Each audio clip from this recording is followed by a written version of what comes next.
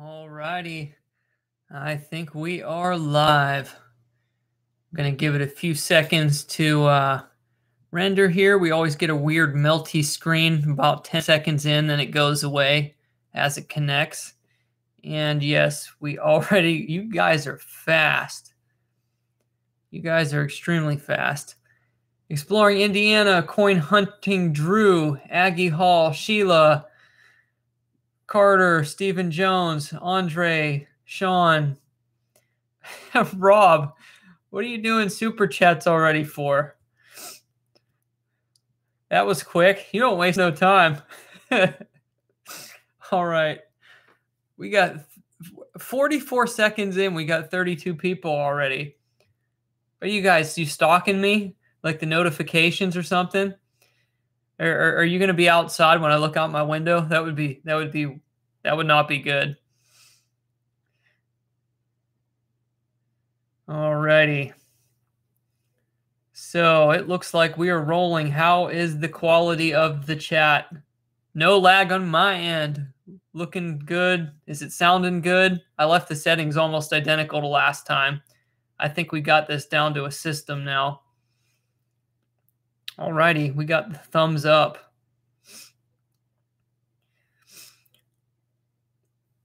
Alrighty, so I wasn't even expecting to do a live stream today. I just wanted to kind of actually force myself to come on and do this because I was feeling a little bit lazy, and I didn't want to just sleep again. So I had this. I had to travel to Knoxville this morning to get the what do you call them?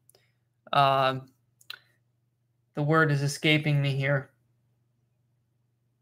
To get the molds done for my implants, because I'm finally getting the last two in like 3 weeks from now. And there was a miscommunication. They didn't mark on my chart that I am extremely sensitive to epinephrine, which I'm sensitive to a lot of things like caffeine. I can't drink anything more than like very small amounts of caffeine. Otherwise, I like go into a cold sweat and it gets like really bad. Like I'll curl up in a ball and my muscles just get fatigued and I can barely move. So they shot me up with epinephrine instead of carbocaine, and it was bad for like 2 hours. I just felt like crap when they were shooting me up with it.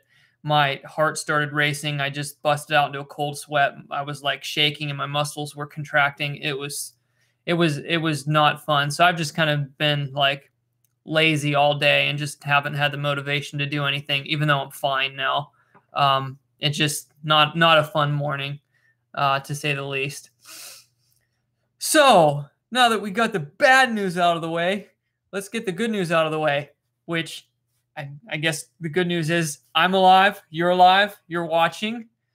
So I guess that's good news. That's good news to me.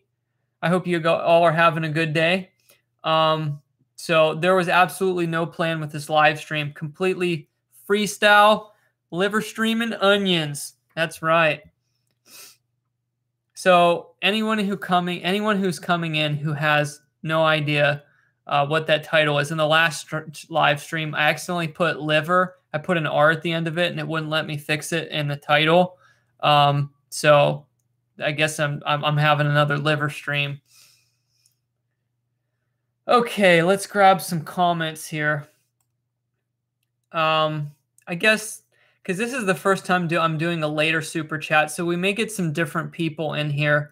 So let me point out just really quickly to anyone who hasn't been in one of my live streams yet. I've been doing a bunch recently just because I want to get comfortable with doing this and get it down to a system and set up so that I can do this anytime.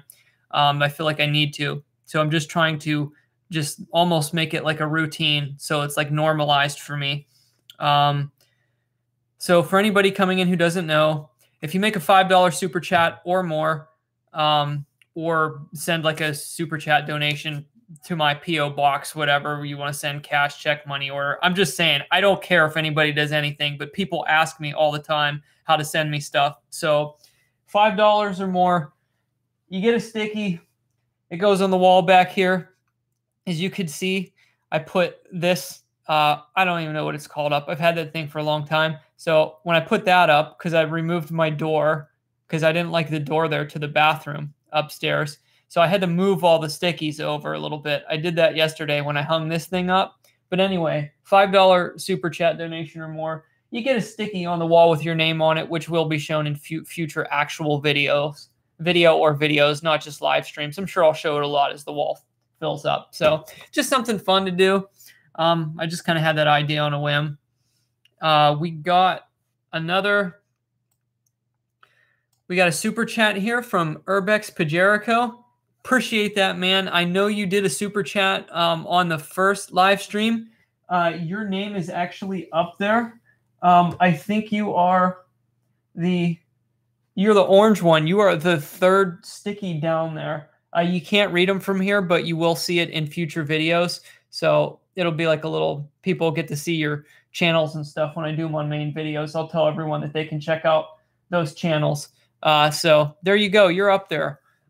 He donated £5. Awesome. Really appreciate that. Okay, so let's just grab a few comments here because I don't want to just go rambling on. Okay.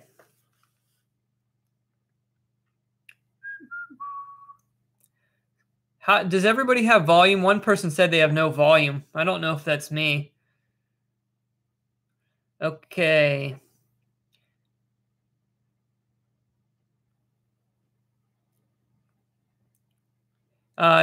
Coin hunting Drew, I will definitely try when things slow down here a little bit. I'll try to get in contact with you and we can have a chat.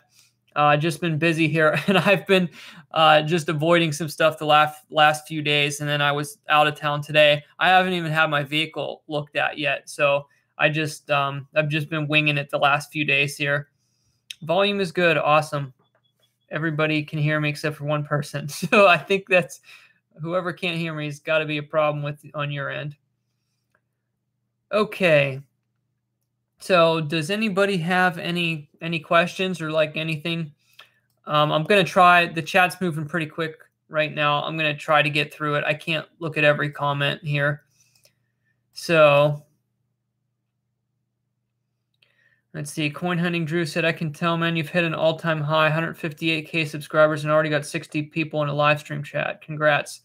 I appreciate that, Drew. Yeah, the channel's plodding along. It's a little bit slower than it was last year, but everything's running good, you know. I try not to get caught up in the numbers. I like doing the live streams just to get to talk to everyone, even though the live streams really aren't good for channel growth. It's really just to communicate with your current subscribers, which is awesome to me. It's something that I want to do.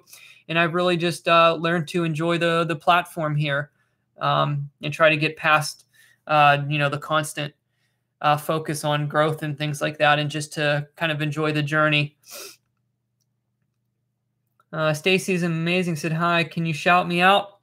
That's your shout out, Stacy. Let's see. This is a question I get a lot, so let's answer this one real quick.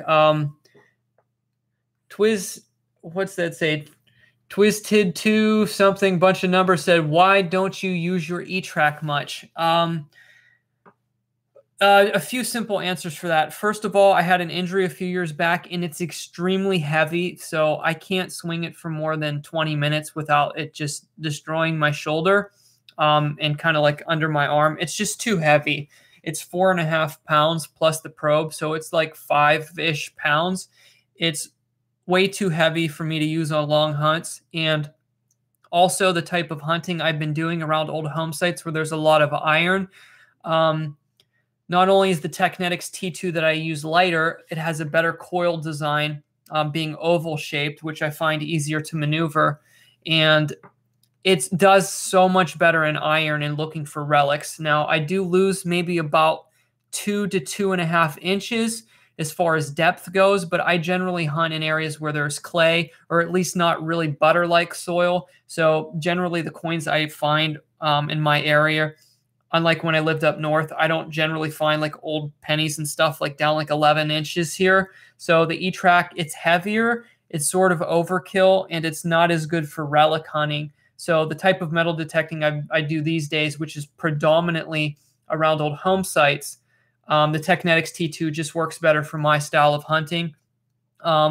if you are a person who metal detects super high trash areas like public parks and public schools, and you're trying to cherry pick coins, a detector like the E-Track would be something that I would recommend, because the discrimination on the E-Track is top notch. You can almost, once you get used to it, you can almost dig like zero nails or iron.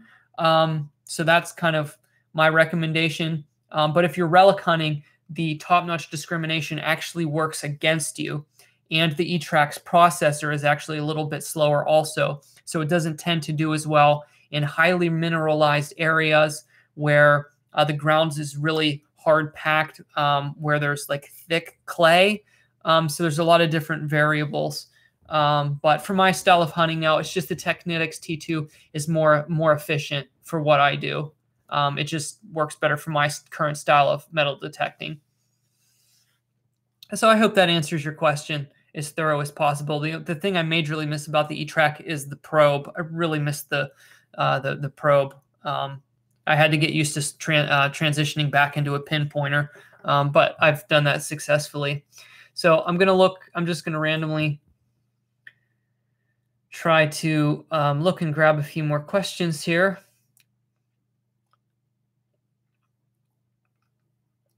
Steve Klein said, Forest Fen treasure, real or fake? That's a good question. I'm actually not sure on that. I don't really have a major opinion. I think Forest Fen obviously wanted there to be an element of mystery surrounding it. But I don't think I can get a good enough of a read to say conclusively either way. Let's just say, just gotta ignore that there. Let's just say it wouldn't surprise me either way. Like, it wouldn't surprise me if somebody found it, but it also wouldn't surprise me if eventually he came out with it as like a kind of a like a spoof to get people just out looking for it. But if I had to pick what I leaned toward, I just, there's something about it that I lean toward it actually being real. Not saying I know for sure, but it wouldn't surprise me either way. All right, so we got 70 people in here, which is kind of interesting. I noticed too, like the live streams, it's like any other video. If you title it better, like metal detecting, treasure hunting, and you have keywords in it, it seems like your subscriber base is more likely to click on your live stream.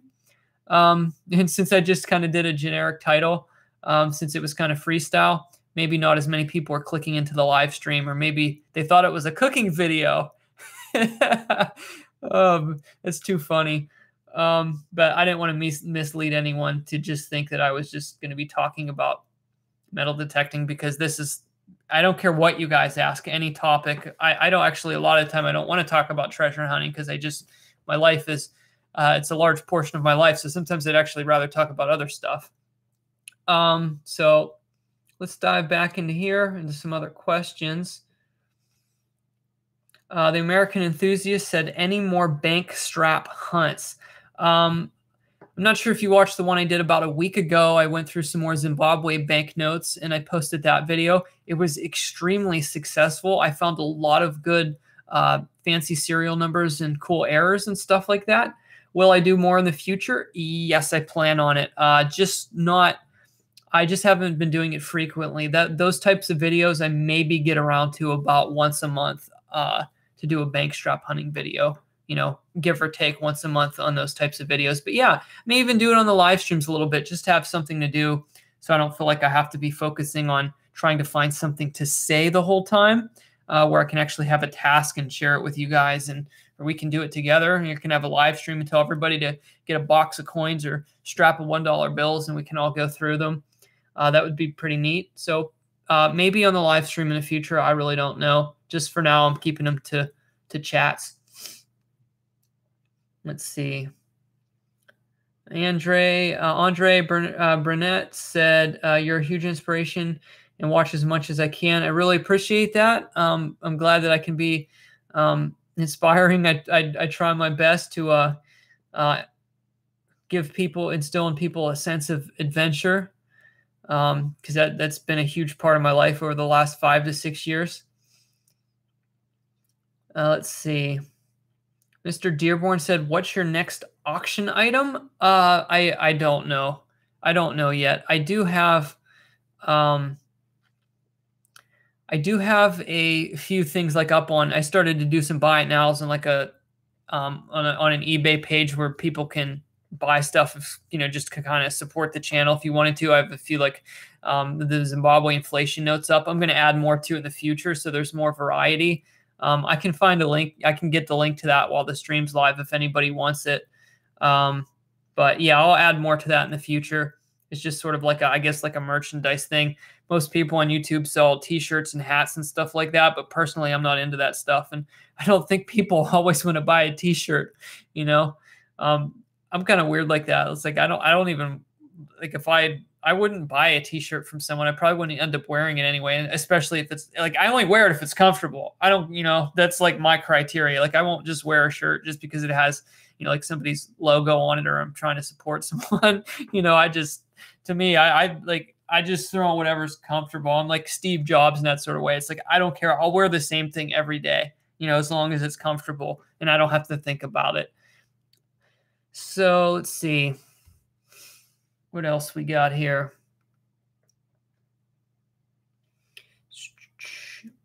Urbex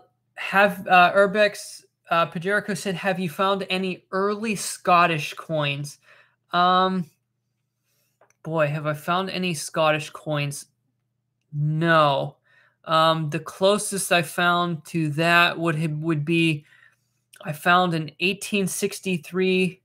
I think it was a 10 centimes from Belgium here in the States. I found quite a few British coins, including my oldest coin was a British copper coin. It was a King George II halfpenny. And I believe those were made between 1727 and 1750. Let's see. I found a Napoleon the...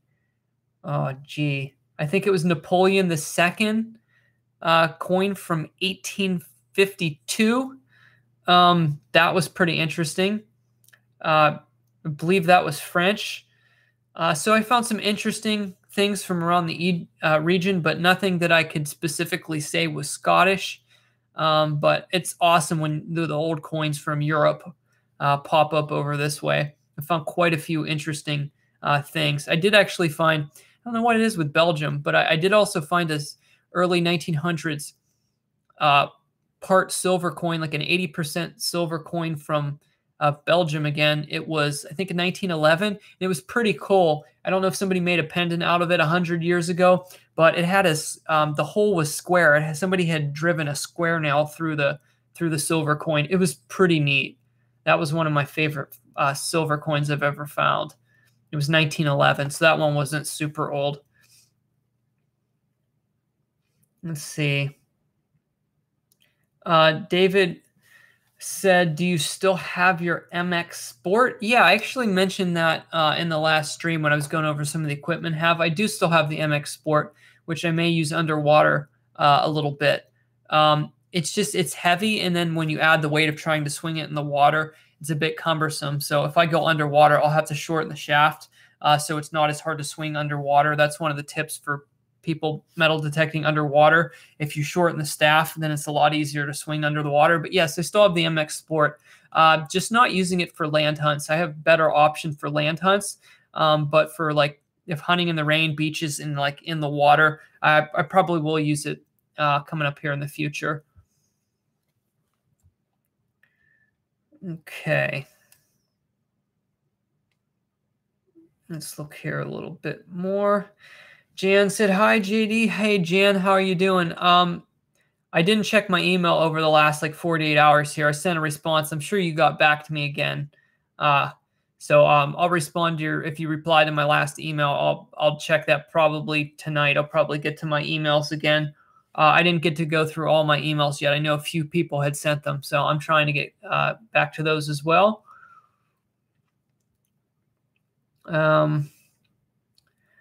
Relic Rangers Metal Detecting just did a $10 super chat. Really appreciate that, guys. Appreciate that a lot. You are already up there with the sticky note. I'm trying to see where you are. Let me go look. Make sure. You're right there. Right there in pink. So I appreciate you guys donating again. So let's try to get another question here.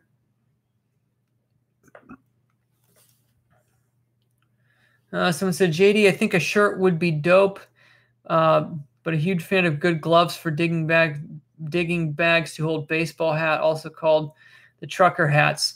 I probably just won't do the merch as far as clothing goes. I'm just really not into it, and I don't have any gusto to put into designing anything. I mean, and I'm kind of known for coins and collectibles and stuff that I dug up too. So I'd rather just sell stuff that I've found and, like interesting collectibles and stuff I found in currency hunts, just to keep it unique and different.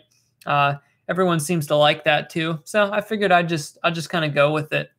I mean, I could make something simple like stickers or something if people want stickers, but I probably won't do any clothing.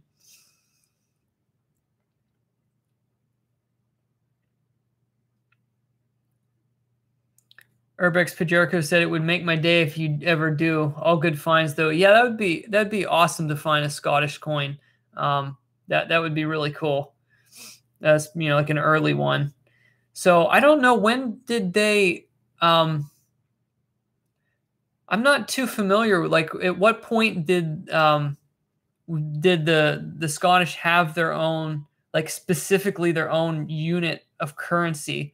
Like, how far back would that have been? Because I'm really not familiar with anything like that. I assume they just use a lot of other types of currency from around the region. So I'll have to look that up. That's pretty interesting. Let's see. Steve Klein said, do you seem to get more depth with the T2 and two-tone? Always heard that rumor, wondering if it's true. I've never used all the settings long enough to be able to notice a significant difference, so I can't answer that question. But could be psychological. I'm not saying I know for certain, but two tones, it's just it's easier to hear the noises, and you can adapt to a less amount of sounds. So maybe it just has to do with how our brain processes information. Just a thought, because I don't see how just changing the tone actually changes anything to do with the depth on the detector. It's not like you're changing the sensitivity or anything like that. So I can't say for certain, but just off the top of my head, it doesn't make sense that you would get more depth on a different tone setting.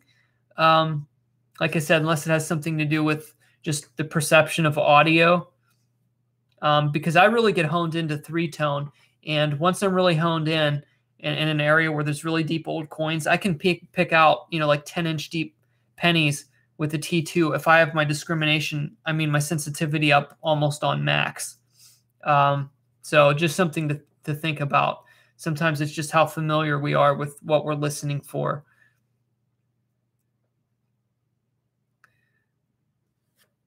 Let's see. We had a good question here. Bruzy J said, what find was the biggest disappointment to you? That's an interesting question, and that one probably isn't too hard to answer. I found a Chinese counterfeit, and we're not talking about like an old historic counterfeit, because old counterfeit coins can actually be really historic and really valuable. But I found a fake 1878 trade dollar, which was a cheap Chinese counterfeit that didn't have a copy stamp on it. So it was a fraudulent attempt at infiltrating, let's say, the U.S. market. Yes, so it was a fake 1878 trade dollar, which didn't have copy stamped on it. And I should have seen the red flags shortly after I dug it. There was a little bit of bubbles on the surface, which literally don't happen to silver. And I saw little tiny green specks. And after I looked at it for a while, my heart just kind of sank. And I looked at it and I'm like, you know what? I think this is fake. And then I just kind of looked it over real good for 10 minutes. And then I was convinced it was fake. And it was. So I kind of got myself all hyped up because I don't think it had been under the ground for more than a few years because it was pretty shallow. So there weren't enough visible signs right away for me to tell it was fake until they start to, like I said, bubble or just discolor a little bit. But something in the back of my head was telling me that this, I think this is fake, but I kind of ignored it. Yeah, but yeah, it was fake. If it wasn't fake, it would have been like one of my best finds of all time. But wah, wah, wah. So we got 70 people in here. Not bad for on the fly. So let's go ahead and grab another question here. Do you know of any error coins on a 1937 penny?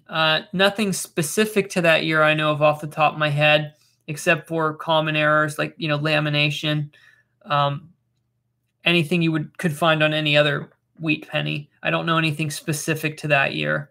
I know the 1936 double die is really rare, but I'm not sure of any errors specifically credited to the 1937. Okay.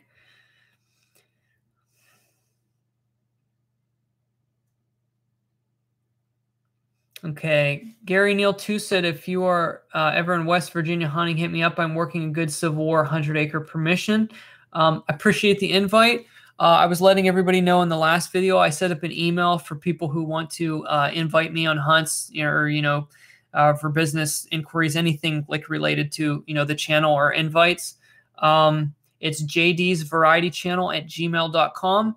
I try to get to respond to the emails at least twice a week when I can. I just don't use that email for questions. So if somebody's just sending a bunch of questions, I can't get them all to there. I'm trying to use that email for coordinating with people for meetups with like the channel, like collaborations and stuff like that. So if you want to give me like a formal invite, you have to do it through my email and give me all the details. And when I can make it out to the invites, I can't promise anything, but I try to make it to as many as I can in my travels. So if anybody wants to contact me about invites, collaborations, or anything involving, business inquiries, JDS, plural, JDVarietychannel@gmail.com. And it should be in the description. I don't have the way I have the live stream set up, I can't check any of the settings while it's running. So can somebody tell me if the PO box is in the description? I have no idea. I don't know if I got that set up yet. So if somebody could let me know, that would be awesome if it's in the description. If not, I'll give it out here again. So let's see what else we got here.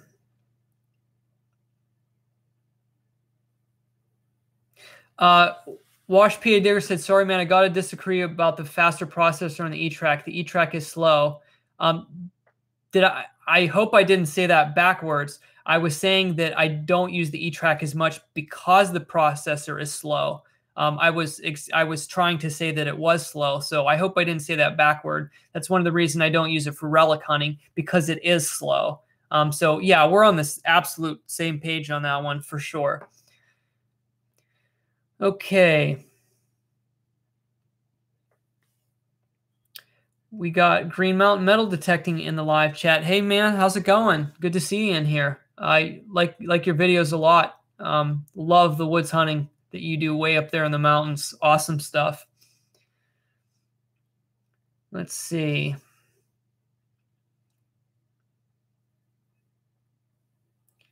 Trying to catch up in the chat. Nick Molnar said, how are you liking your new homestead, JD? I really do like the farmhouse. I am definitely happy to be the owner of that. It's a really cool place and a very timely time in my life. The way it kind of worked out was just awesome. And I'm actually moved into a new townhouse now. Long story short, I've shared it on past streams. My parents had moved into the farmhouse there, but it's only like 7 minutes down the road. So I'm there literally like all the time. So I literally have 2 offices now that I can swap back and forth between, and it's working really well. Everything's going really good with that. So thanks for asking. But yeah, I really do like it. So we had like 2 super chats come in here like at the same exact time. That was pretty crazy. We'll start with the first one that came in. $4.99. Gone Diggin' said, I'd love to have you on my live stream interview. If Plugmaster Ford is on the board, I want my name higher than his. You can tell him too. Alrighty.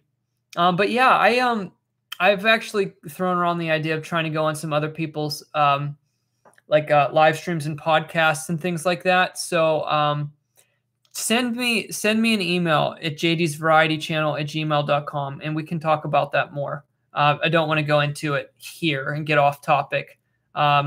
So yeah, that would be a possibility. And then Coin Hunting Drew sent a $5 super chat. Says, put me up on your wall. I should be up there anyway.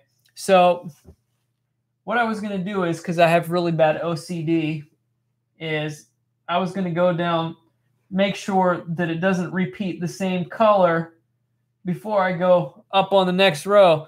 So I'm sorry, Gone Diggin'. Your sticky has got to be there. Unless, let's do it this way. I'll put Drew's up first, and then we'll switch up to the top, I guess. So what color are we on? After purple, we're back to blue. So let's go ahead and do this before I forget. Coin Hunting Drew. I'm going to write them both out and then put them up at the same time. Now, the problem, Gone Diggin', with you being up top, you got pink Sharpie. So there you go, man. Gone Diggin'.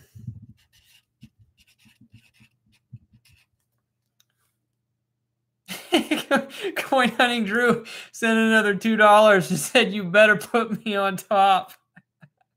Oh, too funny. All right. Are you guys really going to make me go against my OCD here? But let's see. Now, the thing is, I'm eventually going to fill in the bottom. So you're not going to be on the bottom. I'm going to eventually fill in the bottom more. There's going to be stuff all over. So, what do I do? So let's see.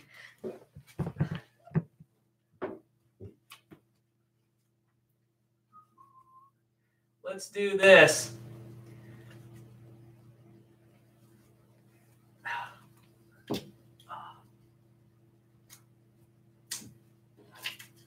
Ah!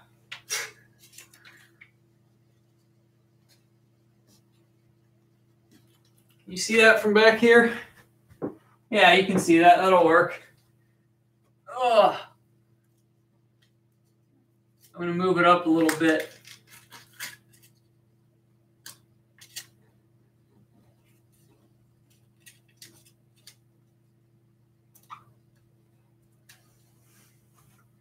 There you go. You're up high. And who knows, they all may get shifted around at some point. So I'm going to try and let's see whatever other questions we had in the chat here.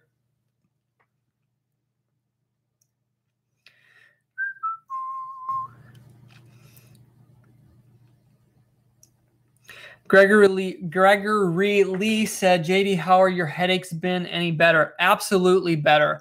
In one of the live streams, I updated that my inkling was correct. I had some kind of major super virus, and from all the strain from eye strain from my trip, from all the driving and metal detecting and all that, it just made it attack behind my eyes really bad. So it was based on the virus I had, so I haven't had a headache since then. So I'm doing great as far as that's concerned. That was strictly due to the horrible virus that I had about a week and a half ago.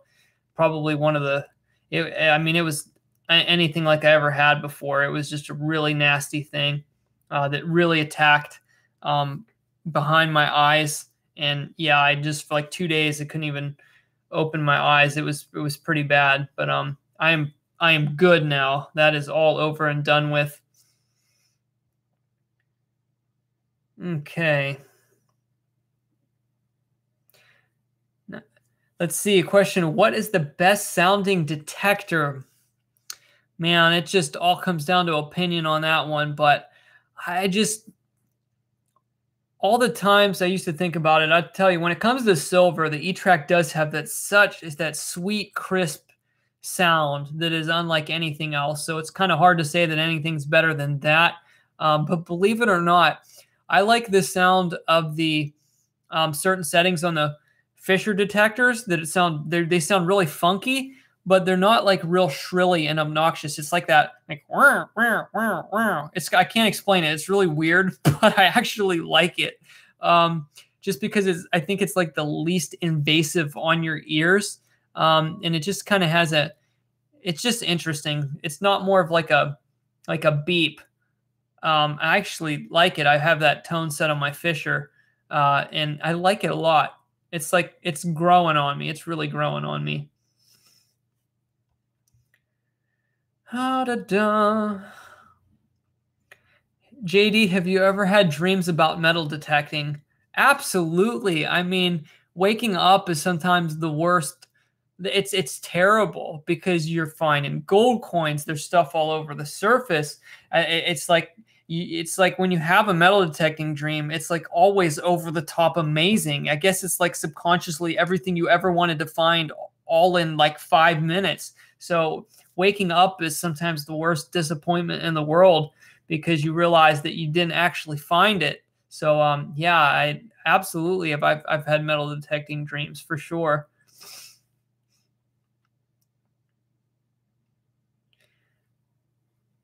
SNOOCH said, bye, JB. I used to love this channel. I think you commented on the last live stream, or at least somebody said the same thing. But yeah, bye, I guess. Yeah, you're welcome back anytime. I'm not sure what it is you don't like about the channel anymore. I'm doing some live streams in between my other content. Nothing's really changing, but hey, everybody likes different things, and I don't expect everybody to like my videos. Live in a predominantly free country. It's all cool with me.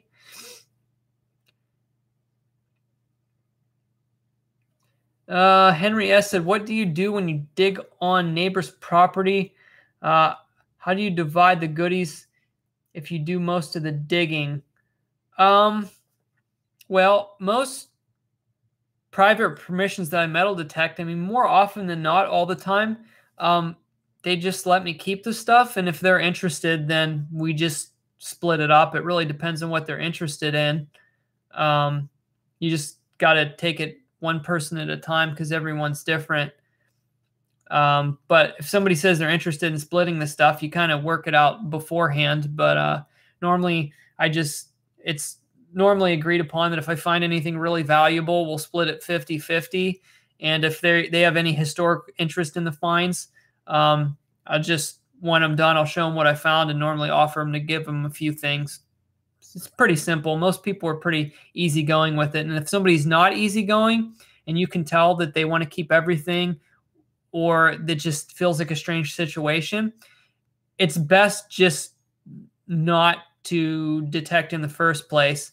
Because, I mean, there are some people out there that they want you to do all the work and they want to keep everything. But it's pretty easy to tell if someone's like that. That's very far and few between. Maybe one or two out of every 100 people or something. So if I, I've had people say that, oh, if you find anything, it's mine because it's on my property. And if somebody says that, then even if you do get them to say yes, even if you talk to them a little bit more and soften up, situations like that, in my opinion, are best just to walk away from, because I'm not looking to look on other people's property if the situation is uncomfortable. And that sometimes when you door knock, even if you get a yes, sometimes it's still a little awkward or uncomfortable. So if somebody's sort of like that, I just find a nice way to really just walk away from it. So, and if the person's, nice and cool about it, then you just work with them, Let's see. David Kutschel said, if you had to buy a new detector, what would it be and why? Well, first of all, we would have to establish that it wouldn't be one that I currently own. I assume that's part of your question. And I own quite a few detectors, so I'm trying to think if there's any on my list. I recently got an XP Deus, so I can't say that. Planning on using that a lot more. I mean, honestly, I don't really need any other detectors. Apart from, I would maybe experiment with a couple different underwater ones for when I hunt like river beaches. And as I do more water hunting, I might want to compare some different detectors. I'm not sure I'm actually interested in trying some of the older style underwater detectors that are like the old school ones, because I know a lot of the older ones work just as well as some of the newer models. I like testing out older detectors as well. I mean, I started metal detecting with an old analog 2-knob detector. So I like trying out the old stuff, and you can learn a lot. Sometimes the displays are actually the increase in technology sometimes is a negative, because you get too heavily reliant on digital readings and stuff and not like instinct. But actually, I would love to try some of the super major crazy radar metal detectors that are like, $5,000 that can look for caches and stuff like that. I'd love to give one of them a whirl sometime, but I probably won't actually buy one, but maybe I could borrow someone or rent one at some point just to give it a shot. That'd be pretty cool. If I found somewhere where there was supposed buried jars or something, and see if I could find them with a cache detector. I'd love to do that. So I'm slowly making my way through the questions here. I'm kind of scrolling up a little bit too, just kind of taking them as they come. Okay. Pokemaster27 says what is your most valuable coin? The most valuable coin I found metal detecting is a 1921 standing Liberty quarter worth about 140 bucks. And let me, Coin Hunting Drew sent another $2 a little while back. I missed that one. Thanks, buddy. And the most expensive coin I currently own is one of the ones I did a little bit of a tutorial on last year, and that's my 1873 doubled Liberty Indian head cent, which was more of something I bought for profit a long while back, but I just never ended up selling it. I probably will. But I paid like $800 for it ish. But I estimate that at a minimum, it's worth about $1,600, potentially up to $2,000. So it was something I picked up at what I perceived underpriced. So yeah, it's a near $2,000 penny, and I still have it. That's my most valuable coin that I own.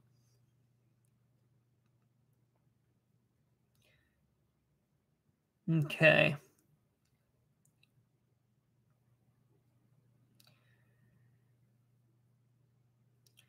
Celtic Darling said, have you ever thought about doing some detecting with Nugget Noggin? Yes. I just got busy, and he used to live, I don't know where he moved. I know he announced recently that he moved, and it appears from his surroundings and what he's finding, he moved further north. I can't remember. He used to live in Charlotte, which would have only been about 5 hours from where I used to live, and I would have even been closer now, but he moved away. Otherwise, it'd only be about 3.5 hours away from him. It's possible that we can meet up sometime. I haven't talked to him in quite a long time. So I would just have to reach out. So we'll see where the road takes me in the future, and anything's a possibility. I would love to do some collaborations going into the future.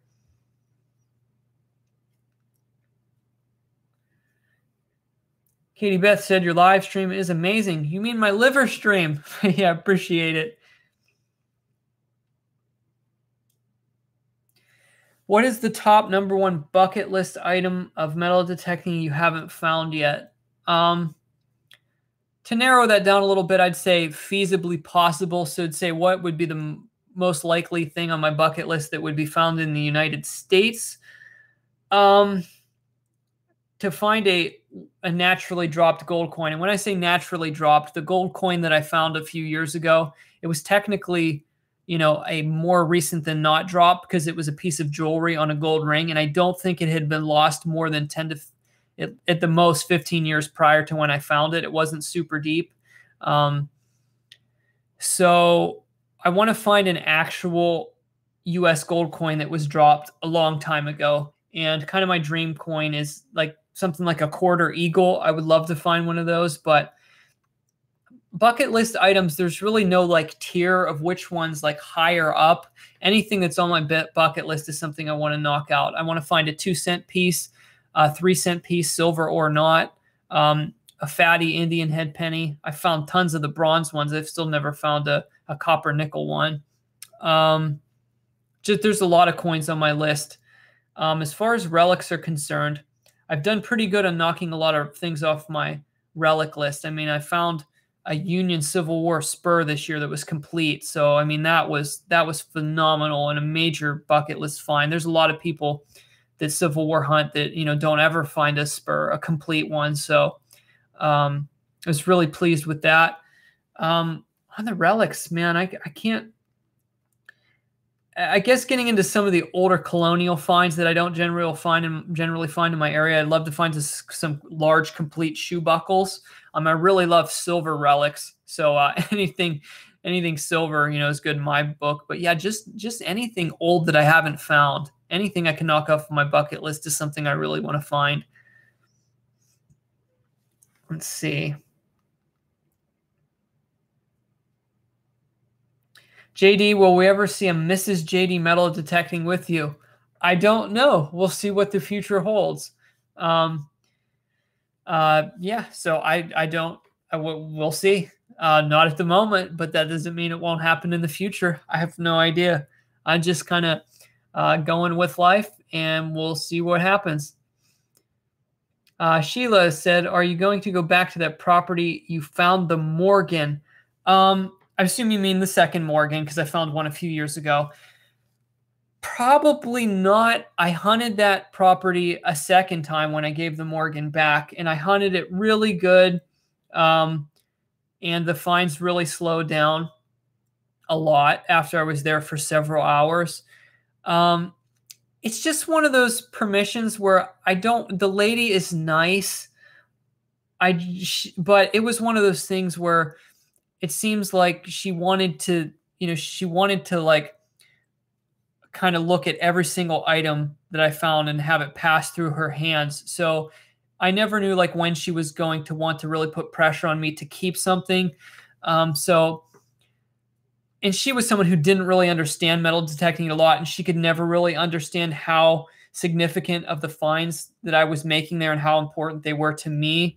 So it was one of those things where, you know, you drive 45 minutes to get out there, knowing you're not going to get to keep your best find. You know, I put in all the driving and all the detecting and all the effort. And then when you have to give your best stuff back, I'm not saying I don't mind if it's something that's agreed to, but I probably won't go back because there's not much left anyway.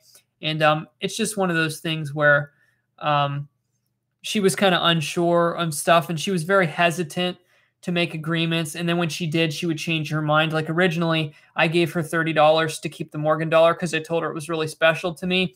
And then she called me back, you know, like 2 days later, and she's like, oh, I don't think I should have sold it to you. And then when I was trying to leave the last time I was there after I found the Barber $50, she came out on her phone. She's like, oh, look, I looked it up. It says here on the internet it's worth like $1,200. So she was completely clueless, and it was kind of hard to work with her.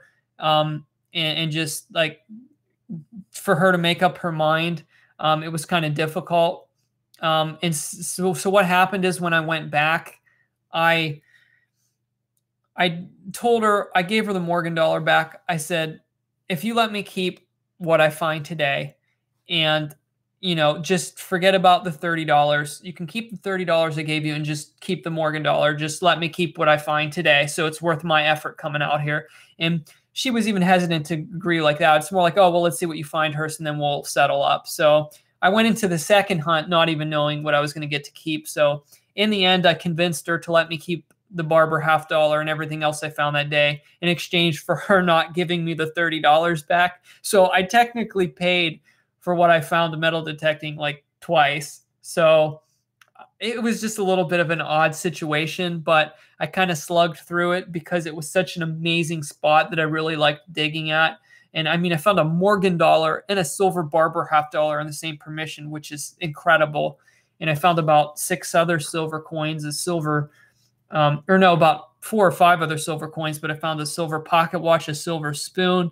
I mean, it was just an amazing spot. I mean, these people obviously had money. It was in very close proximity to a prestigious old college. So I'm assuming at some point, people from the higher ups at the college may have lived there at some point. I'm not certain, but interesting spot.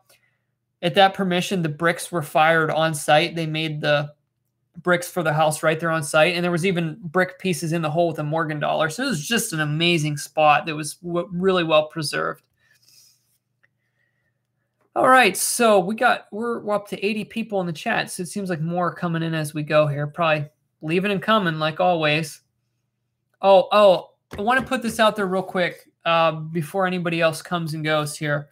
I may do some marathon live streams on my secondary channel just to get the watch time up. So I may just do like streams like I'm doing now, just kind of taking on the fly, or may do some currency hunts or anything just to make them long.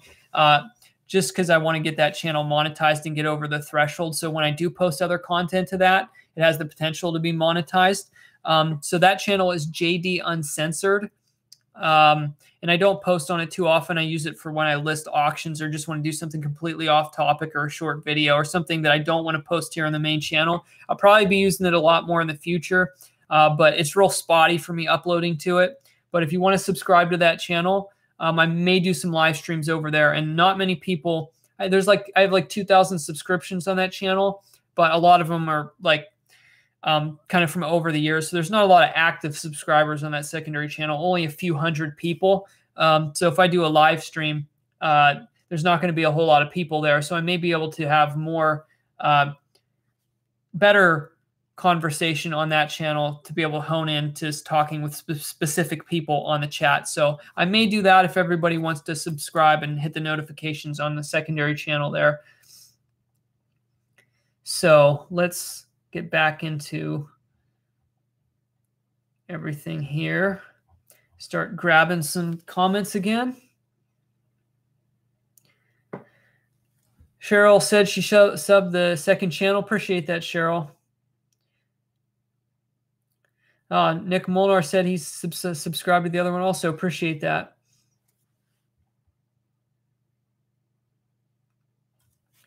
Rust Belt Relic Rescue said JD plus Chig would be great. May be able to work that out. I'll have to reach out to Bo now that I'm doing a lot more traveling, and I'm a little bit closer to where he lives also now. I wouldn't say super close, but I'm pretty sure I'm within like 6 hours of where Bo lives, which isn't a bad trip if I'm going to make, like 3 days out of it or something, even if I only met up with him one day. So yeah, I'll definitely have to reach out to Bo.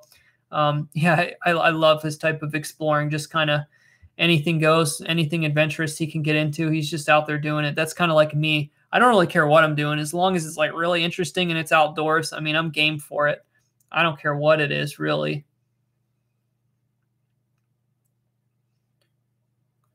Let's see. Are you old coin, jewelry, relic, silver, or gold detectors, and why? What do you like to find? I like to find anything old, but predominantly I do have a very close connection to coins. So when I find a really special old coin, I really do appreciate it. I would say I lean toward old coins because I just don't get excited like about really old iron relics and stuff like that. Unless it's something like really special, like if I find a horseshoe, or like if I was World War II metal detecting and digging up like canisters and all sorts of random stuff like that, it just wouldn't be as exciting to me. I would definitely, I like doing anything like that, but there's just this extra special something when I find a super old coin. it's really special to me. But jewelry I like, relics I like, silver, gold, I like it all. But there's something special about coins, and there's something really special about silver coins. So I really do like silver coins. And I'm like more of a quantitative hunter. I tell people that from time to time. Like, I don't have to be finding 200-year-old coins to be happy. If I can dig like 5 silver Roosevelt dimes, like from a permission, I'm like super happy. Like, I just love to dig silver coins out of the ground. But I will metal detect almost anywhere, especially to change it up. Sometimes you just like to do something different, which is why I want to do some international hunting and find some different stuff. I want to get away from the memorial pennies, the demoralizing memorials. That's what I'm going to call them. Ever hang out with the Aqua Chigger? No, I have not met Bo in person. I hope to. Definitely hope to.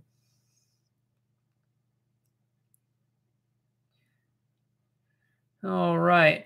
You got Tennessee Adventures here. How's it going, man? Let's see. Currency Hunter 88 said, what's your favorite coin roll hunting find?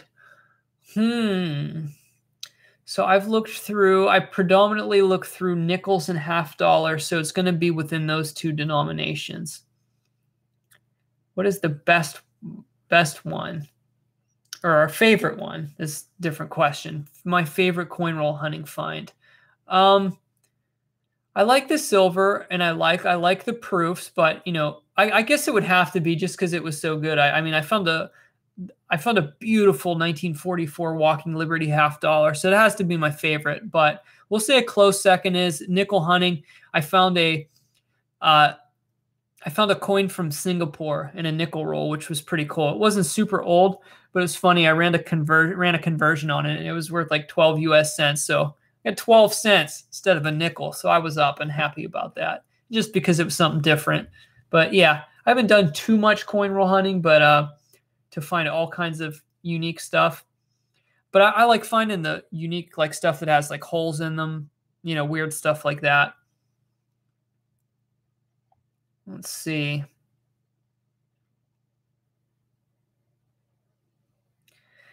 Gregory said, JD, I have a dime, but with a date, there is only the digits 198. The last digit is not there. And it's in excellent condition. Would it be worth getting graded? I would first of all look at it really carefully and just make sure that it's not like removed due to damage. And if it still looks kind of smooth over there and it hasn't been manipulated or anything like that, if it really is gone, or even if it's like extremely weak and blurry to the point where you can't read it, that would be pretty significant. And yeah, I think that would be, if it's that blatant of an error where there's a last digit like completely smudged out and missing, I do think it'd be worth something that would be to get graded, because it would be a pretty desirable coin. I couldn't tell you what it would be worth, but that's interesting. It's not something you see every day, and it would have value. So I would assume if it comes back that it is a deliberate error, that I would assume you would at least get enough money back out of it to cover the grading. So I would say, yeah, it wouldn't be a bad idea to send it in to get graded. You never know if you never try. So maybe have like a coin dealer or somebody look at it first, see what they think, if you can take it into them. Or, you know, maybe if you can take a good picture of it and post it somewhere, you know, like me or other people in the community can take a peek at it and give you our thoughts. So let's try to catch it back here a little bit. He said, cannot see the digit at all. Well, then, yeah, I mean, if it's an error and the digit's not there and it wasn't some kind of damage, then that would be worth getting graded. That's a pretty cool error. Where do we send the coins to get graded? The most reputable company here in the United States is PCGS, Professional Coin Grading Service. I couldn't really recommend sending it anywhere else, because PCGS, their slabs, when they get a coin graded, they always retain their value the best in the PCGS slabs. So that's sort of the go-to for if you want a coin to retain its value as far as in people trusting, that the grade, it wasn't inflated, PCGS would be the way to go.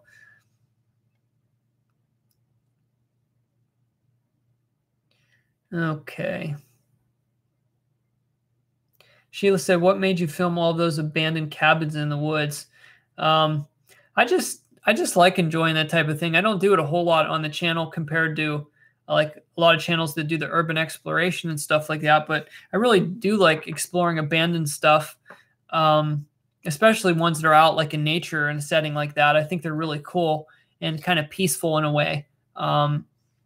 Just really something to think about. But the problem with searching abandoned buildings is a lot of people do it illegally. I mean, it's like there's so many people on YouTube that search abandoned places illegally that's on private property. It's like they say it's abandoned, but when somebody says abandoned, they mean like the structure's abandoned, but that doesn't mean the property itself is always abandoned. So unfortunately, I'm not saying all, but I'm saying there's quite a portion of abandoned videos, like searching abandoned places videos, urban exploration on YouTube, and a lot of it's trespassing. So I only go in places that I have permission to go into, or if it's actually abandoned and there's no trespassing signs, anything like that. So, but even then, I'm still leery. You have to try to usually figure out who owns the land and things like that. And those cabins were on. That's in the Great Smoky Mountains National Park, so it's obviously free to be to. It's actually a federal offense to go inside the building. So, some people do that online. They film themselves breaking the law, and eventually, some people are gonna post a video that's gonna go viral, and they're gonna get themselves in trouble with the law because they're filming themselves doing illegal stuff. So, it's kind of a mixed bag. I'd like to do some more urban exploring, but I don't really put a lot of effort into the research on that because I'm researching metal detecting and stuff more often. So the abandoned places, I stick to abandoned places that are on permissions and places I go where I know I have permission to be there. Let's see.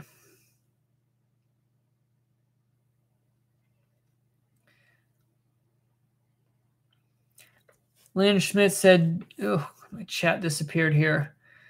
Do you like the live chat better than live metal detecting? Well, the metal detecting, when I do the live digs, it's not technically live because it's not a live stream. It's me filming it like live, but then obviously the video is still edited and uploaded.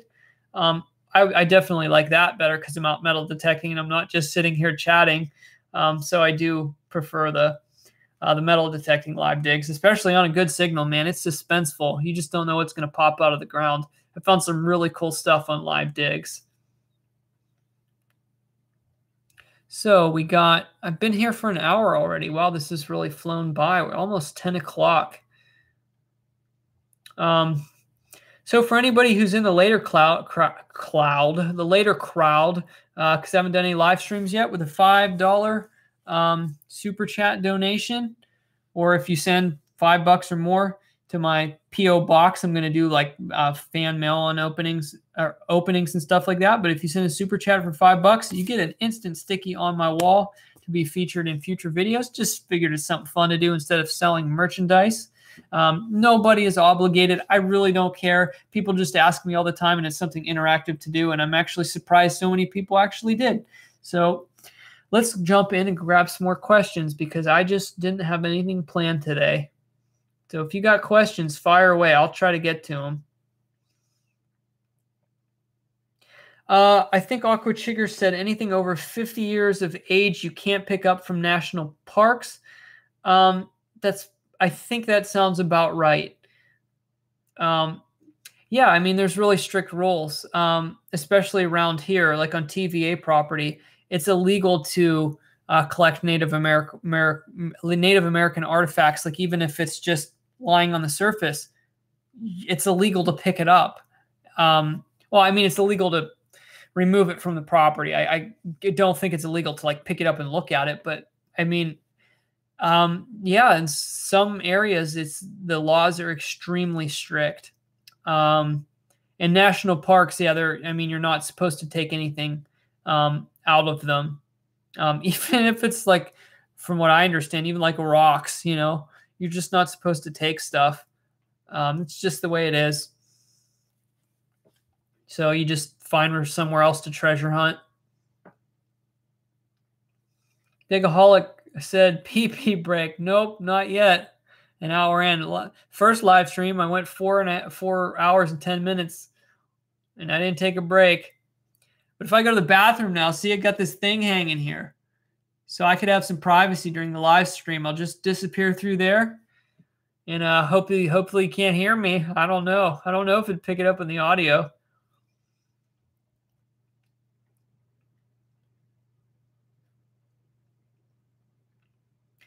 Sheila said, where was the cave you filmed at? And were you allowed to touch anything? That cave was actually, that was right by the Smoky Mountains Park. That was actually Tuckaleechee. I think I pronounced that right. Tuckaleechee Cavern in close to the Smoky Mountains. That's where that was. I only lived about an hour and a half away from there. I think I moved further northeast, but I'm really not too much farther away from it now. So, but yeah, that was Tuckaleechee Caverns. It's just fun to say Tuckaleechee. Let's see.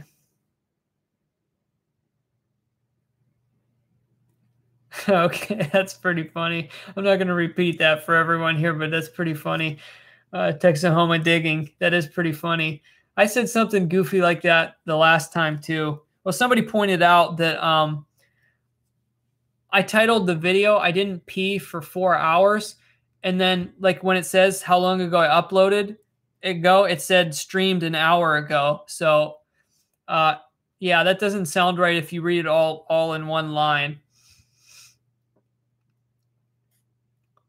John Lawrence said, can't take anything from a national park. Can't take anything over 50 years old from BLM land. So yeah, like national parks, like you can't even pick up a pebble and take it. You're not supposed to take anything. Does that like cover I literally anything? So like if somebody drops a ring, like what about like modern jewelry and coins? Like if you see a penny sitting on the parking lot of a national park, you're not allowed to pick it up. I mean, I didn't know it was quite that far. I knew it was strict and you can't dig and you can't remove artifacts, but I didn't know if you saw like something modern-ish on the surface, you couldn't remove it. But it wouldn't surprise me with how everything is controlled these days. You would think if your taxes go to pay for it, and it's public land, there'd be more leeway with that type of thing. I understand you can't have people going in there and digging huge holes and stuff. So I understand the digging part, but when it comes to you can't remove a rock or, like something on the surface or something like that you find of interest. I mean, I think that's a little bit over the deep end. Just my opinion on that one. And actually got a super chat from Lynn. Appreciate that, Lynn. $5. I don't think you're on the wall yet. Okay, so you're going to get a sticky. Let me double check here.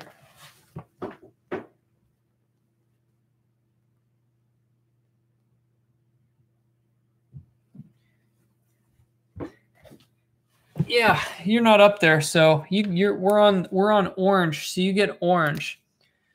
So let's get you up there. LYNM SCHMIDT. Got it right.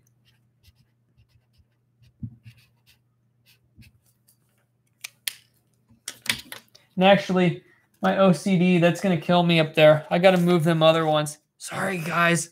You don't get the stickies on top.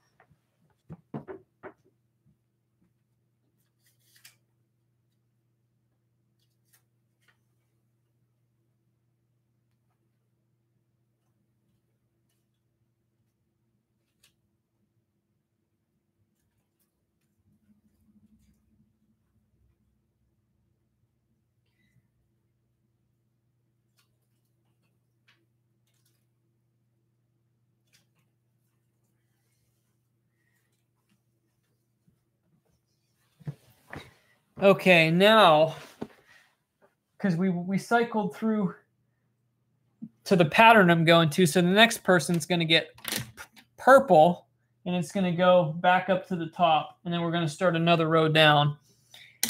I just didn't want them all to be symmetrical. It would drive me nuts if they were all the same color across in each row.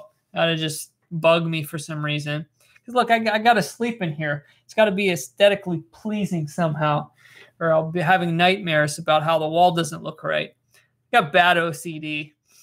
But I like to do abstract stuff, but just not usually in my living space.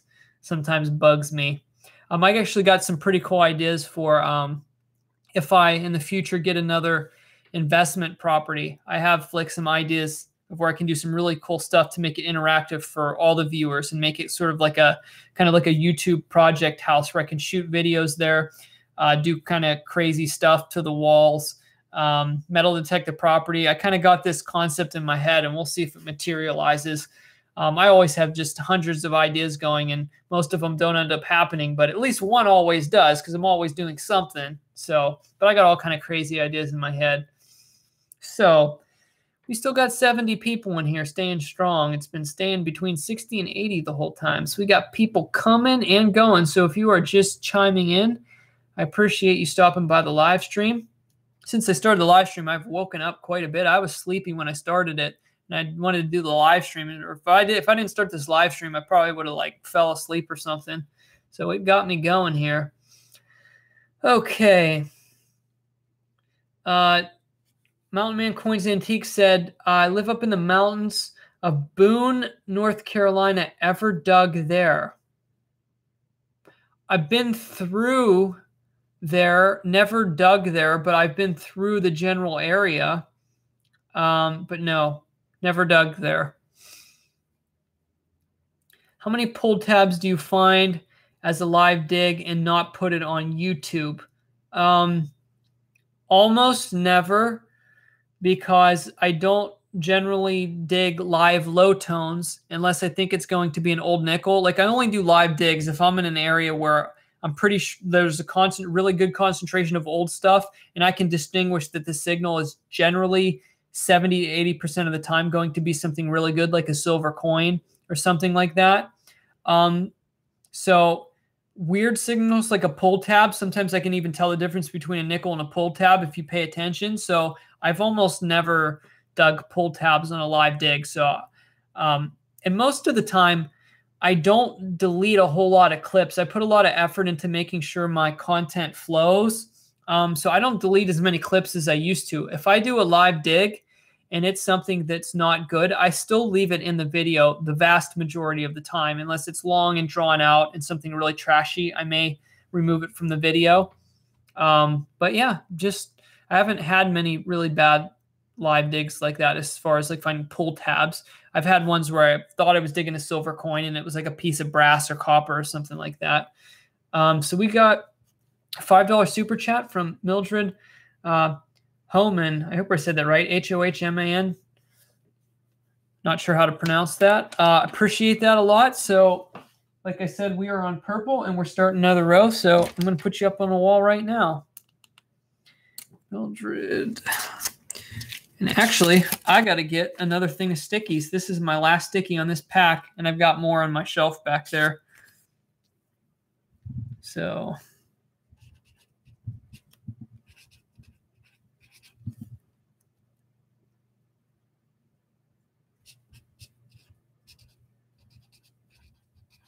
all righty. We got you down here. I said it right. Well, I'm glad I said it right.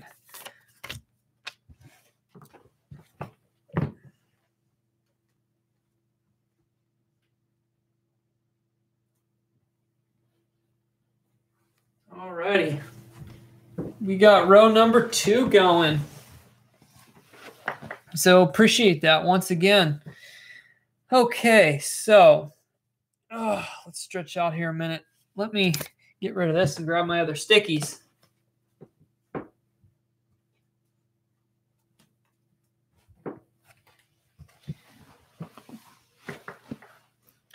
Okay, so I also wanted to mention too, I keep forgetting to mention this, but while we got some people in here, I am planning on posting a video, a metal detecting video on Saturday. I don't have it done editing yet. Actually, didn't even start, but I'm going to make it a point to try and get it up Saturday. When I post on Saturdays, I don't have a set time, but I usually post anytime between 3 and 5 p.m. Eastern Standard Time. It seems like for me, when I post around 3 or 4 o'clock-ish, that seems to be when most people find the video right away. It's a good time for me to upload based on my subscribers. So I'll probably post it around 4 p.m. on Saturday, give or take. It was a metal detecting hunt. I went off to meet up with Vic Tucker in Virginia, and we found some really cool stuff. And he found something that was, I don't want to say mind-blowing, but it was extremely unexpected to find in the United States. And it was actually so interesting and good of a find that partly we kind of laughed it off a little bit because we weren't certain it was actually real, and it turned out that it was real. And it's something that's, I'll just say that it's really good, and it's not something you would expect to find in the United States because it's not originally from here. It was really cool, and it was a really fun video to put together, and I think you all are going to enjoy that. I'm going to try to put it up on Saturday. Yeah. So let's get back to the comments, shall we?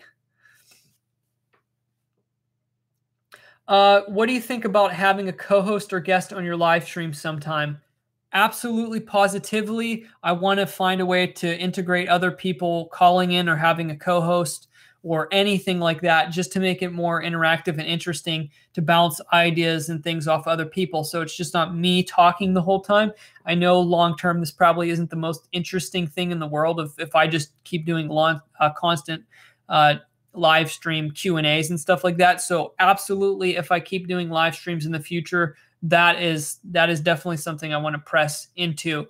I just finally got all the live stream stuff set up and ready to go. So this was sort of a test phase. This is the 3rd live stream, but as it progresses, I hope to get better at figuring all that stuff out because I've never set up this type of stuff before. So we got the live streams going, and then having other people involved with it in the future is definitely where I want to go with the live streams. Okay. Let's see. Try to grab a couple more. Cheryl said, what do you use to record your crazy ideas down during the day? I need an app or something myself. Normally, they just stay in my head, and they come and they go. And if I forget, then I guess it really wasn't that good idea to start with. It's just a constant kind of brainstorming session. So things come and go all the time.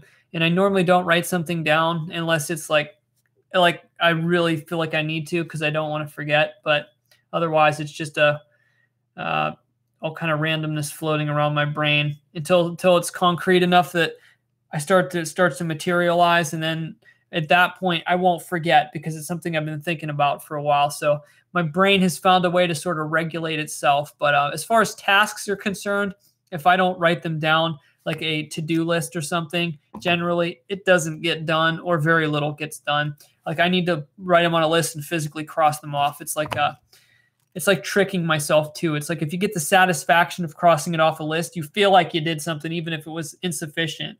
Like it could be like, wake up, check, so it's kind of like a positive reward system where like you write it down, you do it no matter how small it is, and it helps you stay on task, because I'm bad at staying on task because I normally have so many things going on that if I don't get ahead of it, then nothing happens and it's a disaster. Oh, Diane Parker said, been here since the start, loving it. I'm glad you like it, Diana. I know you've been subscribed to the channel for quite a while, so good to have you here. All right, we got 64 people in. I assume as it gets later, people are going to start dropping out. Maybe we'll get some night owls in here. We shall see. All right. Polka Face said, I see you in a foreign jail for illegal metal detecting in the future. Don't plan on that happening.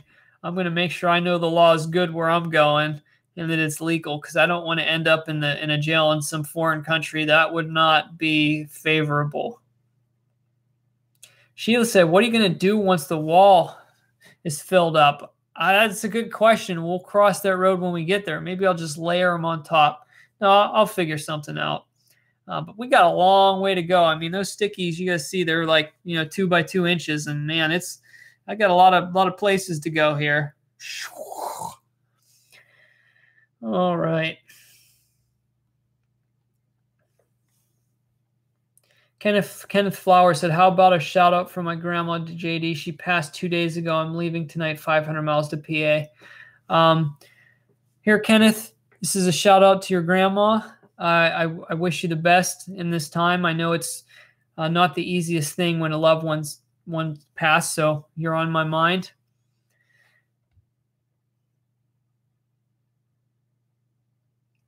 But yeah, I'm due for a trip to Pennsylvania myself. Haven't been to my hometown since I left about 5-6 years ago, so I'm about ready to make a trip up there soon myself. Let's see. Ron, just for digging. Hey, JD, give my wife a shout out.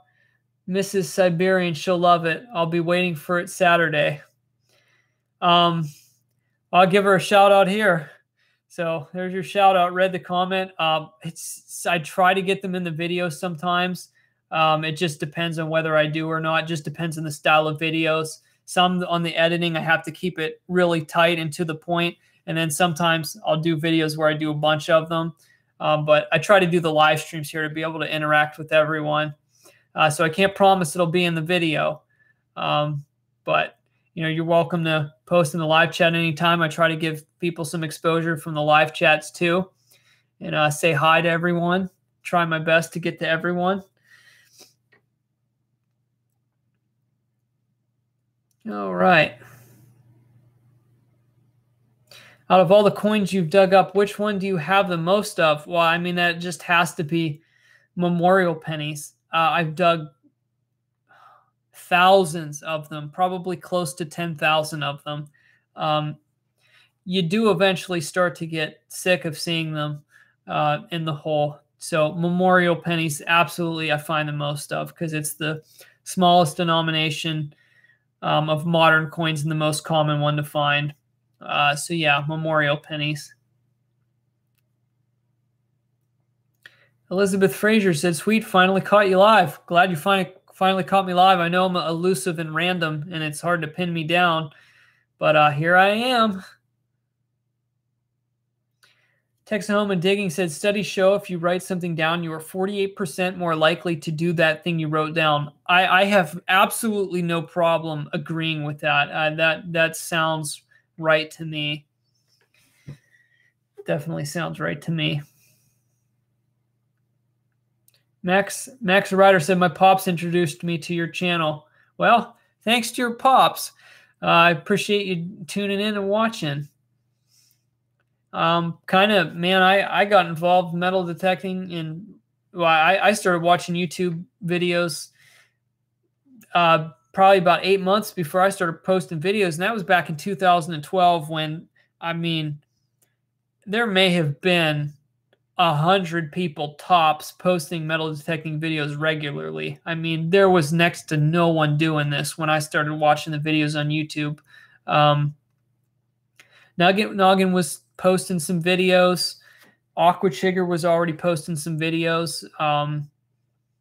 And there was not a whole lot of other people. And not a lot of the old timer channels, not a lot of them like kind of what I want to say turned into like actual YouTubers and like grew their channels. So the channels that are still around today where people are actually growing their channels that started back in like 2011, 2012, there's really not a whole lot of them.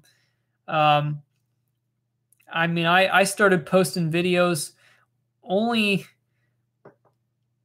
almost around the same time Deep Digger Dan started. He started like maybe I think like 4 months before I did, but he only had a couple videos posted. And like most of our videos when we started, our videos were garbage. They were low quality, budget camera.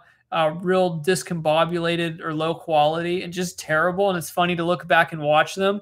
So Deep Digger Dan started like 4 months before me, and he only had like a few videos posted before I started. Oh my goodness, my early videos are just hilariously bad. But yeah, man, it's been so long. I can't believe it's been so long. But we got a super chat here. King Fox.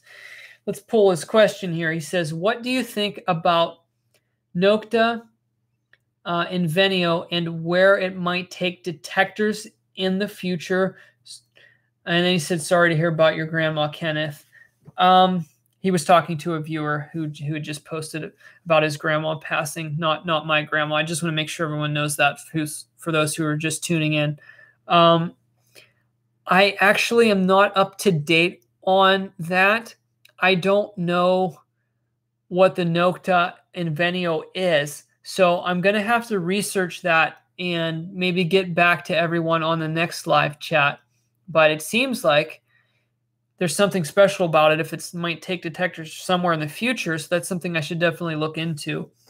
So I'm sorry I can't answer that question, but in all honesty, I'm not familiar with it, so I can't answer it. But let me get your name down, and I will put you up on the wall.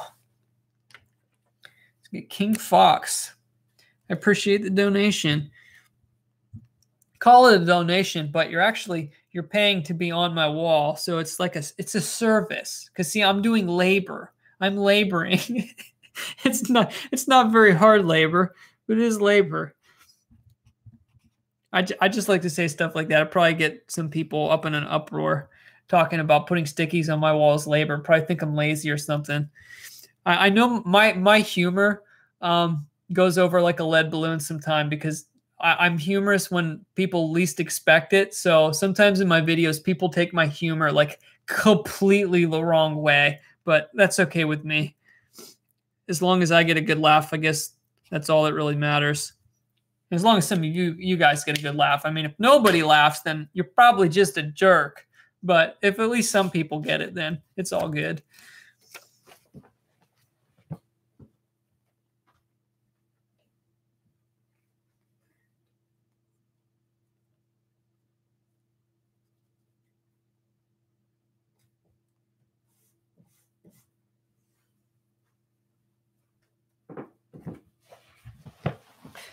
Alrighty, I'm feeling good right now. I got my energy, so I may stay a little bit longer here. So we'll see how everything goes. I appreciate everyone sending the super chats. I hope my PO box doesn't get too flooded right away because I just announced opening that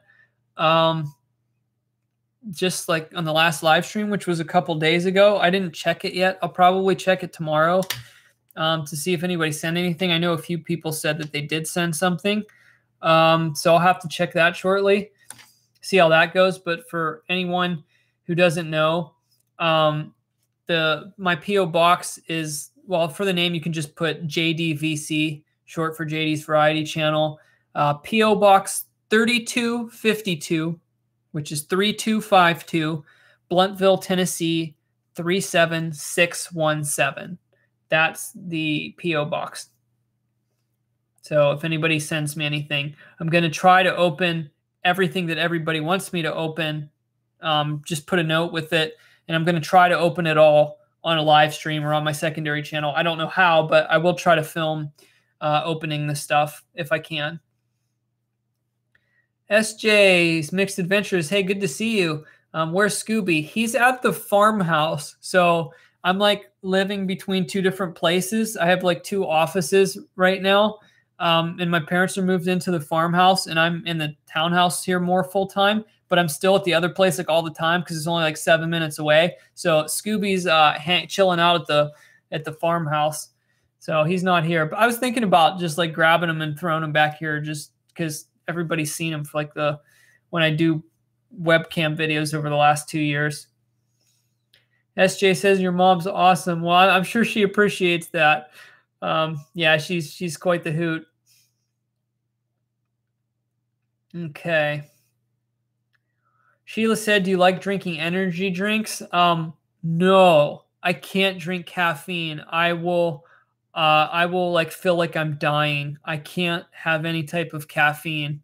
I can't even eat um, actual like high cacao, the like the high grade stuff, like say 80% dark chocolate. If I eat more than a couple squares, it's just like the theobromine in it. It's like caffeine. And if I drank a full can of Mountain Dew, I would bust into a cold sweat. My muscles would stop working well. It'd be hard for me to walk. I get into a brain fog. I get really irritated. Like if you're around me, I will snap at you and get really angry. And I just like I'll clench my fists, and it's just bad. I can not have caffeine. It works its way through my system way too fast. I cut out soda, like almost all soda, like 6 years ago, and I'm not sure if that's what made my body create a caffeine intolerance, but starting about 5 years ago, if I cannot, I drank a lot of caffeine when I was a kid, just caffeine that was like in soda and stuff, but can't touch it now. Ethan Tanner said, can you turn your fan off? I forgot to ask anyone that. Can you hear that? I know you can see the shadow, but can you hear that? The audio? Because I forgot to ask about that. I put it on the lowest setting. The only thing is this office is upstairs, so the AC is like really cold downstairs, and it gets really hot up here. So if I don't run the fan and I put the AC like down really low, it'll be like an ice box downstairs and just barely get tolerable up here. The AC doesn't distribute very well. Like in the summer, it's like always hot up here and like cold down there. So they have the vents like in weird places here. They're actually by the windows, which is really kind of goofy because you lose like the air and the heat when it comes out the register because it's like right by the windows. They're not in like strategic areas in the room. So not the greatest airflow in here for the summer. Close the vents where you're not staying. I could do that. I could close some of the vents downstairs and force some of it up here more. But I don't think it's going to make a whole lot of a difference because the downstairs small anyway. I mean, this is a small townhouse. It's well, not super small. It's like 1,400 square feet. So if I shut off the ones downstairs, it's not going to. I don't think it's going to make too much of a difference up here. Alrighty, so let's keep going here. It does. Plus, they sell vent fans. Yeah, I'll figure something out. Alrighty. Yeah, I just my fans, the fans bothering you. It's actually kind of, I don't know, the little bit of hum of the fan is keeping me in the zone. So I'm sorry this time I'm gonna have to leave the fan on. Don't want to be rude, but I just got to leave the fan on this time because it's a little toasty up here right now. But I'll probably have it off in the future. I'll just turn the air down while I'm doing the live stream. That way you don't have to deal with that. So sorry about that. Okay. Stop moving. Okay, that's the mouse. I have to, the front of the computer here, it shakes pretty easily. I have to stabilize that, but I sway. I mean, man, I'm like I got that not nervous energy, but like I got to move while I talk. So the swaying, I can tell you right now, it's just gonna have to be that way. Because if I like just sit here like this, then I'll like have to flap my feet or something. So I just move. I'm always moving. I'm like hyperactive. Okay, so I need a drink. This is actually, I don't think I've taken a drink since I started the live stream.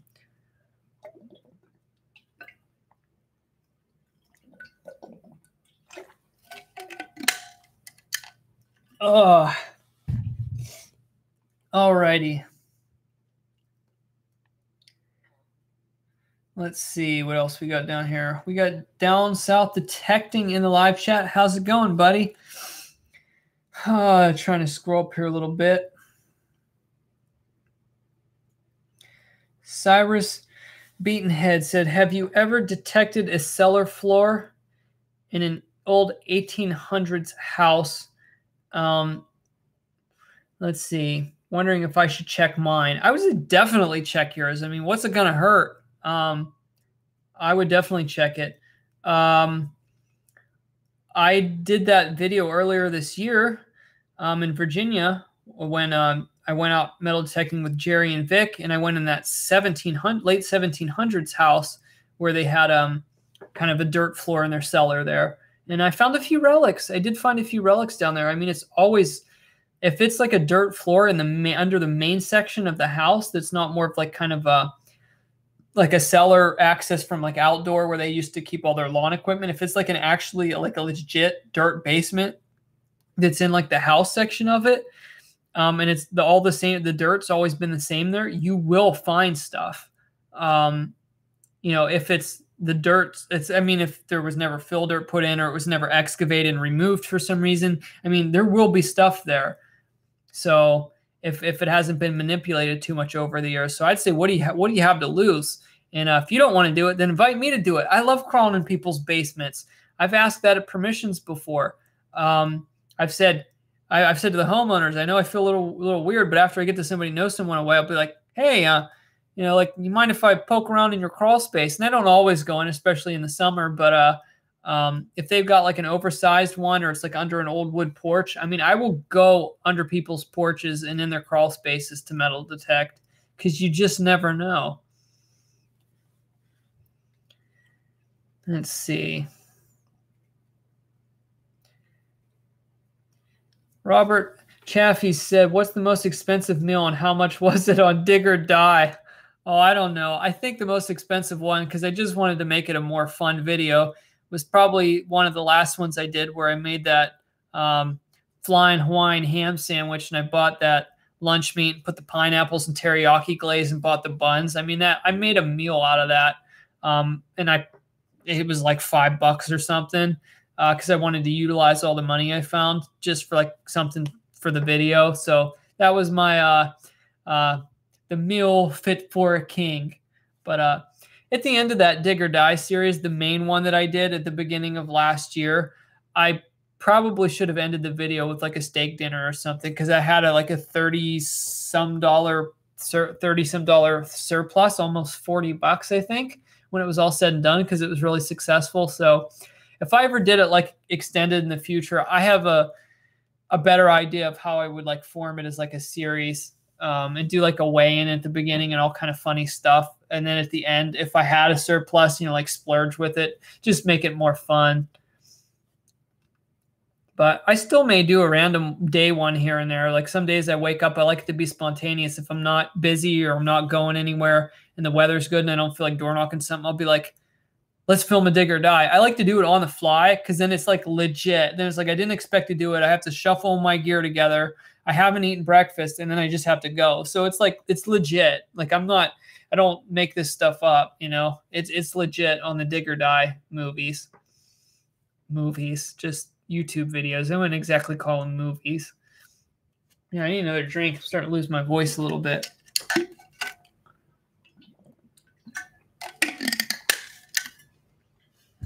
Okay.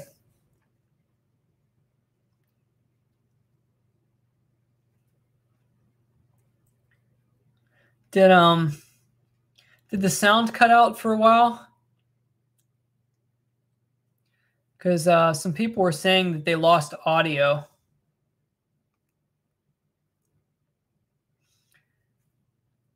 Okay. Some people are saying no. I'm going to wait here a second. No. Okay, so that's weird. Some people are saying yes and some people are saying no. I'm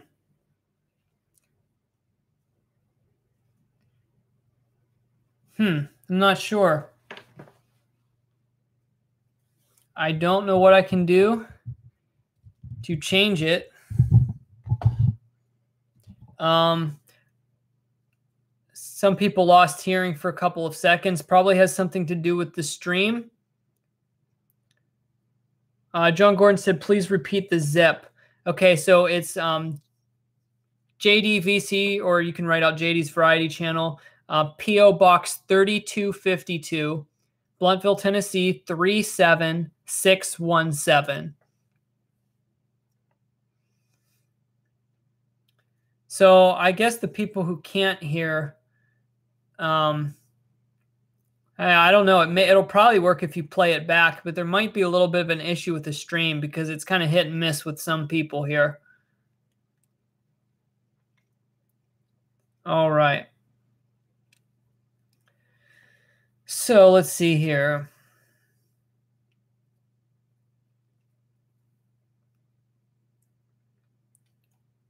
Isaac Zirk said, when is the next episode of 1 cent to $10,000? I suspended that series for now. I talked about some of the reasoning in one of my long videos, and I talked about it in one of the streams a little bit. I kind of got in over my head with different concepts I was working on, and that was taking away from too much of the other things I've been doing. So I put that on hold for now, and I'm not sure where that's going to go. I may refine it into something bigger, or it may get scrapped, unfortunately. But that was one of those things I dove into a little too quickly before I had other things materializing. So not sure the future of that one.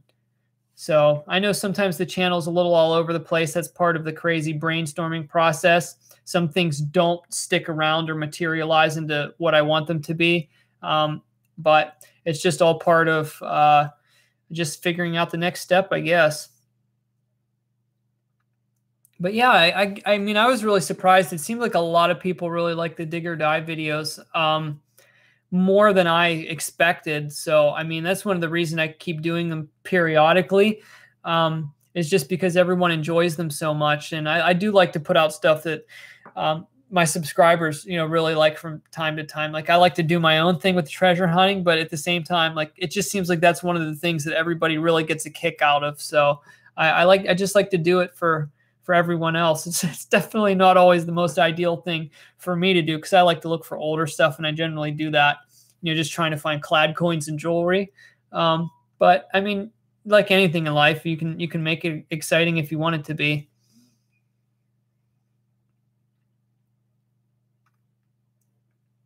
Golden Pater Review said, have you ever found a gold coin? I did, but it was in a ring, a 10-karat gold ring. It was a 1945 Mexican 2 pesos set inside of a 10-karat gold ring. So some people say technically doesn't count because it was, set in a piece of jewelry, but I did find a gold coin. It just happened to be set in a gold ring. And I don't think it was dropped more than, definitely not more than 10 to 15 years before I found it. It was still fairly clean, and it was only about a ½ inch under the ground. So it wasn't like an old gold coin find, but it was still a gold coin, and I was happy, very happy. I think I found it in 2014. Love to find an older gold coin for sure. Sheila said that was a nice ring, JD. Yeah, it absolutely. I mean, it's a really pretty ring. I still have it, so I'll have to. I'm planning on doing a video at some point once I can get everything organized.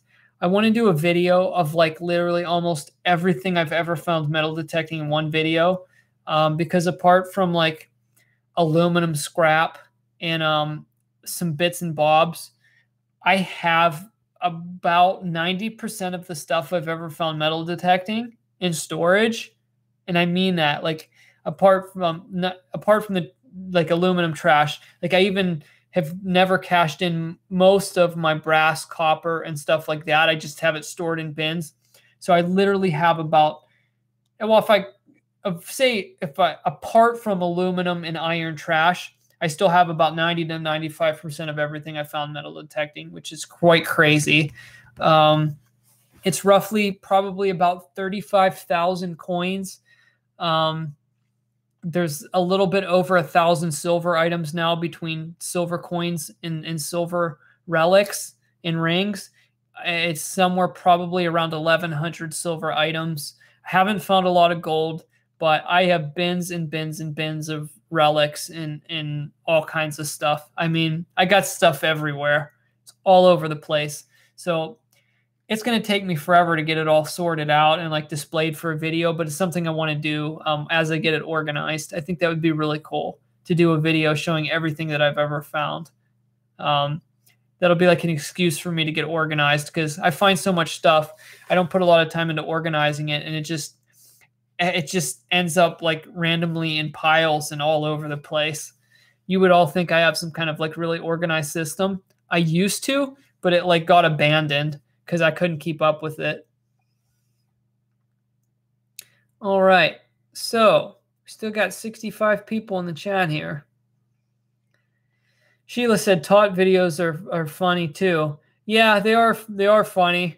Unfortunately, it's just a lot of people don't like that type of stuff. They like, I mean, generally people like people digging for old stuff, which is what I like too. So I like to do one once in a while if I can make it interesting and I kind of have the excitement to make a good video out of it and search long enough that I can actually find something decent. But I try not to put out too many of them because people get fatigued of looking through a tot lot to dig up coins. You know, you can only take that concept so far before people kind of get bored with it. But yeah, I like to do them once in a while or tack them into a video where it's like in the end of a video or something. Because sometimes I metal detect playgrounds like when I'm tired and I don't want to dig in the dirt anymore, or like you left a permission, you can still hunt a skull for 20 minutes before the day's over. And like, yeah, it's like so easy to just sift through the wood chips and pick out targets. So sometimes I just like to hit them and see if there's anything cool in there. Elizabeth Fraser said, starting collecting coins because of your videos. Thank you. Now I'm totally obsessed. Well, I'm glad I could get you into the hobby. It's a really cool thing to learn about coins and collect them. I've enjoyed it over the years for sure. Okay. Bigaholic said, good night, everyone. Enjoy the show. Well, appreciate that and take care. We'll see you next time. All right.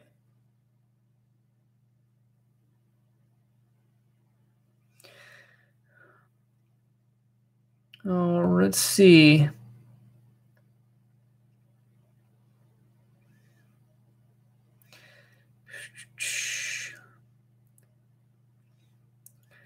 All right.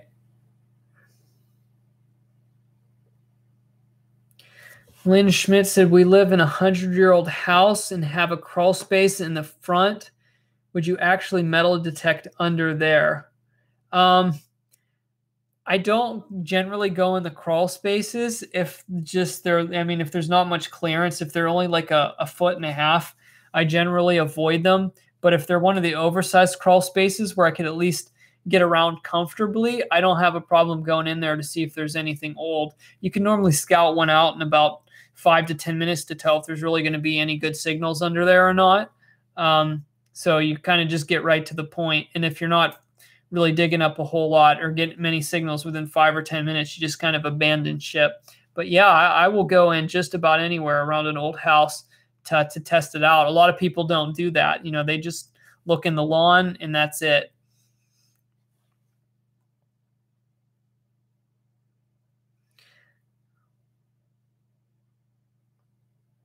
Let's see, Paul Montaloni,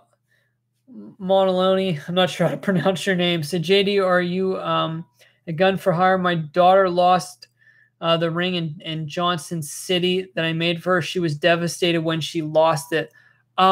Send me an email, jdsvarietychannel@gmail.com. JDS plural, jdsvarietychannel@gmail.com. I'd like to follow up with you on that. If you can give me the details on if she knows where potentially it was lost. If you know within a general area, I should be able to find it for you. I could give that a shot. So send me an email and we can talk about it. If it's possible, I would like to find it. I would like to do that for you. I hate to see a ring that's special to someone just go lost. So if you send me an email, I will definitely respond to it.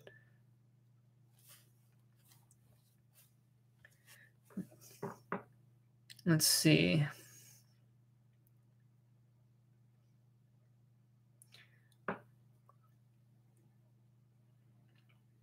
RC Boy said, "Have you ever found an old coin that's worth like $1,000?" I haven't. I haven't found any coins that are worth over about $100, and those are the ones on the better end that I've found. Haven't found anything that's super rare as far as a coin is concerned. $140 tops, an old quarter I found. Texahoma Digging said, "Hey, that's another video, ring hunt." Yeah, I mean, absolutely. If I was able to return it, find it and return it, I would make a video out of it, for sure. But I would definitely like to do that. I like to return rings when I can. I've returned a few things over the years, a few rings. One that I found in somebody's yard that their daughter had lost like 10 years ago, and they had completely forgot about it when I showed it to them. They like lit up like a light bulb, and I said, "Oh yeah, it's yours. Keep it." So I like to when I can. Gone Diggin said, "Fries or onion rings?" I've actually, honestly, I don't eat a whole lot of fried foods anymore, but I like onion rings are cool, but I do like fries, especially if they're really crispy. I like me some good fries.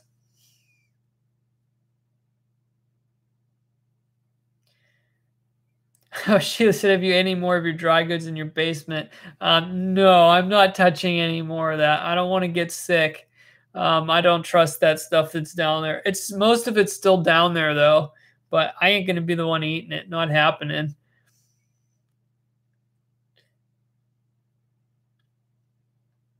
RC Boy said, "Have you ever found a wedding ring?" Yeah, I've found a few wedding bands. I've never been able to return a wedding ring. I just found generic ones that didn't have any inscriptions on them and stuff like that. That are mostly older ones. You'd never be able to find out who had originally lost them. Robert Chaffee said, "The oldest thing found detecting in year." The oldest thing I found detecting, I found one of the old Chinese coins that is pre-Qian Long, which is the common Chinese coin that most people find here in the U.S. because some of the 1700s Chinese coins were actually fairly common in the United States from immigrants over the years, and they use the same coinage for long periods of time, so they're not uncommon to find. But I found one of the varieties. I can't remember if it ended up being Japanese or Chinese, but it was one of the older variety ones that, from my research, turned out to be from around the late 1600s. So that's my oldest find, is a Chinese or Japanese coin from roughly the late 1600s. It's my oldest one. My oldest coin is the King George II halfpenny, which is 1727 to 1750, I think.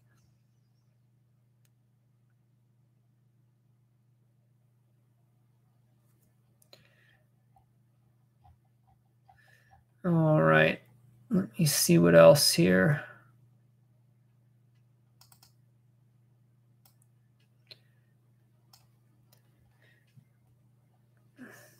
All righty.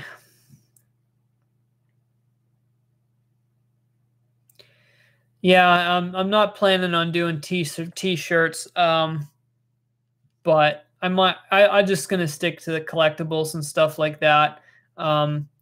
I'm starting to put more up to eBay. On the next live stream, I'll share the link once I get more stuff up if people want to buy something. Especially, I mean, you're probably better off doing that because you'll at least get something, that I ship out. I understand that people don't always want to do the super chats because, I mean, YouTube gets like a 30% cut. And it's more of just like an interactive, fun thing to do, given the super chats. But if you want to get something in return, you're probably better off just buying something from, eBay from me. That way you're actually getting something tangible you're buying from me rather than just like sending a super chat. So, I mean, everybody does stuff for different reasons, but do the stuff on eBay, the super chat. I opened a PO box, so I mean, it's just to communicate with everyone.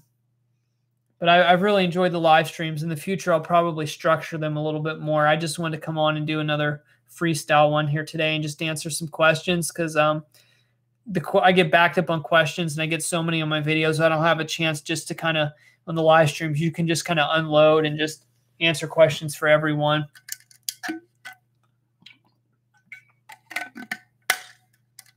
Hoover Boys collaboration one day.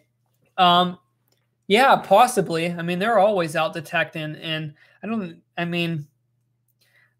yeah, that could definitely happen. I could see that happening for sure. I'll just have to reach out to them when I start to travel more. And I know they do a lot of driving too. So, I mean, they'd probably even meet me halfway if I wanted to. I don't know exactly where they're at. I know they're in Maryland, I guess around the Baltimore area. I don't know. It's got to be about 7 hours from here ish. Maybe not even quite that much, maybe 6.5. So it's not horrible.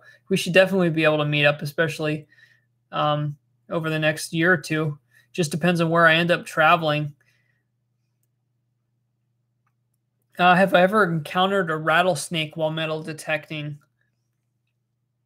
Not actually a rattlesnake. I mean, I've encountered snakes, but definitely no poisonous ones while detecting. Where I grew up, I've seen copperheads before. But no, I've never really had any major encounters with poisonous snakes. So that's probably a good thing. It's good for views. If I get bit by a venomous snake, probably get 1 million views. But no, I'm not definitely not interested in doing that for views.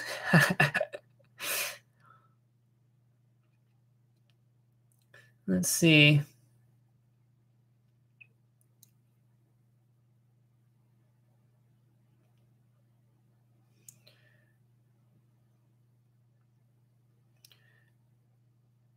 Have you ever gotten bitten by anything? Yeah, I've gotten bitten by some like fire ants while detecting in flip-flops. That's never fun. I've gotten stung by bees, but actually bitten. I have gotten bit by a snake before, just kind of provoking, but that was when I was younger. It wasn't out detecting. Yeah, here and there. Once in a while I get bit by something, but no like large animals or anything. Nothing like that.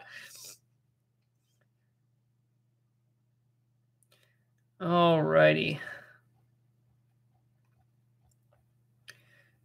So it's getting late here. I'm probably not going to stay too much longer. So I'm just going to keep watching the chat here. I guess we'll just keep answering questions. I really just want to try to answer questions for everyone here because with me, if I start going into some random topic or something, I'll just kind of float off and talk for 20 minutes and not even come up for air. You have a good night too, Coin Hunting Drew. But I'm going to stick around a little bit here yet. So, fire ants are horrible. I was pushed into a nest in preschool by my older brother. Yeah, that's not fun. So, okay, not a fire ant's nest, but I have a funny story about ants. I played baseball when I was younger, and during one of the practices, the coach had us sit down like alongside the fence to just talk to us for like 10 minutes or so before we went out into the field. And I had sat down on top of an ant's nest. So when I went out into the outfield to start playing baseball, they just started biting me all over my body. And I'm like trying to pull off my uniform because there were ants all up through my back and biting my back. It was not fun. I still remember that to this day. But yeah, ants aren't fun when they bite you, especially if you have a whole bunch of them on you. But yeah, I'll tell you what, man, the ants down here in Tennessee, they're so much bigger than up north. Man, they really hurt when they bite your feet. They burn, really burns.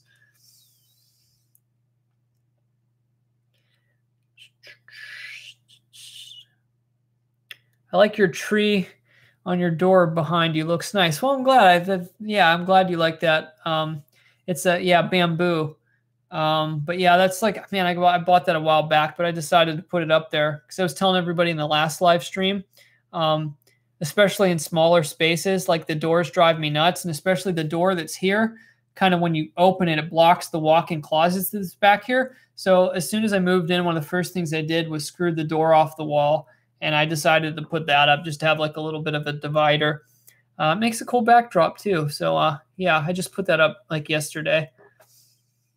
I bought that on eBay like 3 years ago.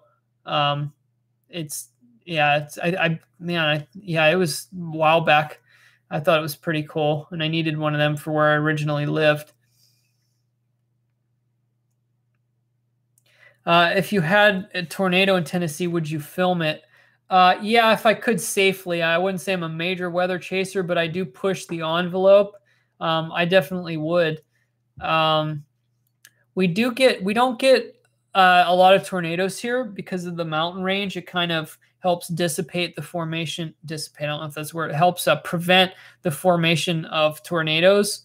But the scary thing is the pop-up thunderstorms in the summers here. We've had a few semi-severe ones, nothing like too crazy this year yet, but man, they blow through so fast. And here in Northeast Tennessee, it can throw down some major hail too at times.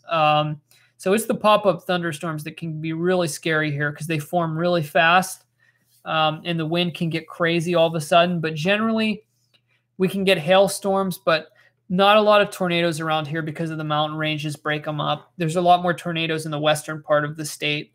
But yeah, I mean, if there's crazy weather, I mean, yeah, of course, I'm going to whip out the camera. Absolutely. I got caught in some major hailstorms in Pennsylvania where I grew up. I think I got caught in every hailstorm we had in the history of our town because it was rare to have hail in our area, but I got caught in it every time. And I just happened to be in a pocket or area where there was major hail. And like you'll watch the news and they'll be like, nobody reported hail. I'm like, nobody reported hail. It's like I'm in my car with a coat draped over me thinking my windshield's going to bust, the hail so big. And like nobody else knows that there was hail. It's like just weird how it pops up like that. You never know where it's going to be. I was in a couple scary situations where the major winds blew through in wooded areas and there were huge limbs flying off of trees. And I was in my car. I'm thinking, oh my gosh, I hope my car doesn't get smashed by a falling tree or something. Because I had to run to my vehicle too. And by the time I got to my vehicle, there were branches flying everywhere. And I'm like, I'm going to get knocked out. But yeah, haven't really had any major calls with weather since I moved here to Tennessee. But I seem to always get caught in something sometime. You just saw in that last video, like that one tree came down while I was out up in the mountains there, and I had to wait for those people to bring that chainsaw. But it was quick because a lot of people don't know. I was in a park, so like I was the first person that found the tree down, so I reported it, and they hopped in their vehicle and cleared it out fast. They're used to doing it because that area, I guess, gets trees down a lot because the hillside's real steep there. So when it's like really damp, some of those trees just come down. What's the best relic out of your farmhouse yard? I got an 1859 Indian head penny for mine. Awesome first year Indian head. That's really cool. Now, unfortunately, around the farm, there has been extensive groundwork over the years where they have dug up drains and completely redid certain parts of the yard. In the back where the outhouse is, I don't know what used to be back there, but the septic was dug up. At least half of the yard has been manipulated. So I never found a whole lot as far as old relics and coins. I never found a whole lot there in general. The most interesting old stuff I found there, apart from wheat pennies, I found a thimble. So it's always cool to find an old thimble. I found a thimble. I found like a mule shoe, just random relics that aren't too fascinating. Yeah, not a whole lot from the farm, unfortunately, but I tried. I definitely tried. I can't remember everything, but nothing mind-blowing. Found maybe 8 or 9 wheat pennies. Yeah, not too much else. A few bits and bobs. I did find one other cool relic. I can't remember what it was. Can't think of it off the top of my head, but a few bits and bobs here and there. Caden's Coins and Collectibles said, I'm thinking about beginning coin roll hunting pennies. Would you recommend it? Yeah, pennies are definitely good to start with because first of all, that you have the highest probability of finding something interesting. Like generally in a box of pennies, you will find wheat pennies. So it's definitely a good thing to hunt if you want to make sure you find something. And pennies are like the easiest ones to, one of the easiest ones to make a little bit money from, because, you know, if every wheat penny is worth like 3 cents, you know, they add up, and just a good place to start. I personally like nickels because you can find a lot of old nickels. You can find proofs. You can find silver nickels. And you can find a lot of interesting stuff in the nickels. So, and half dollars, those are my two favorite, nickels and half dollars. But in the $50 boxes, you don't always find silver. But when you do, it's really fun because they do have some value to them. And when you find the proofs too, it's cool. So I like half dollars and nickels, but pennies are fun from time to time also, especially if you really like wheat pennies. Because usually on the penny boxes, I mean, you'll find at least a few wheat pennies in every box, like almost every time, as long as it's not a brand new box of pennies.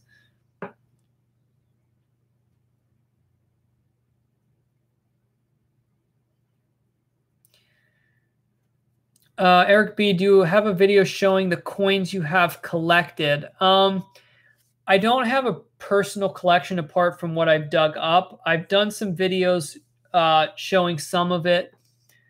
When I was younger, like the coins I collected that I didn't dig up, I sold all of it. Like when I was really getting into business when I was younger, like I sold anything in the house that wasn't tied down or my parents told me I couldn't sell. I like sold like everything that I had. So like all that's gone. But I probably will do an extensive video of my metal detected coin collection. I did one where I showed most of it. It was last year.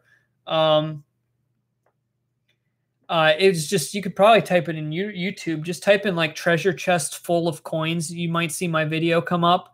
I showed like over 30,000 coins that I'd found metal detecting. So if you like just type it in the search bar, it's something like that. The video will come up. It shows a picture of a treasure chest with like a bunch of coin rolls lined up in it. I did that last year sometime, but I'll probably do an updated video sooner than later on that. Keep the live streams, JD. I really enjoy them. I'll be getting off now, so later. Well, see you, buddy. Yeah, I'll keep doing them from time to time. Just I know I've done quite a few here up in a row. Just wanted to get used to doing this, and I think I got a flow down now. I'm a lot more comfortable doing it.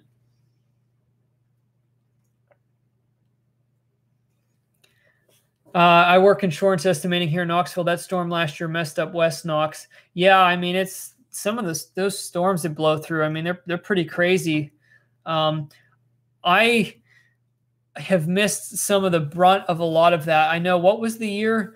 Like only a couple years before I moved down here. Was it 2011 or something? Like everybody talks about it, like the hailstorm that came through like 7 years ago that literally destroyed like everyone's roofs in most of the town.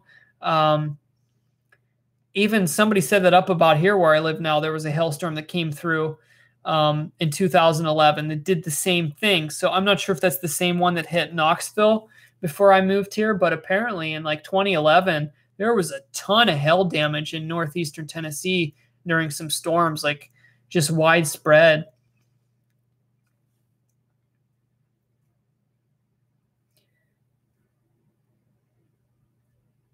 Let's see.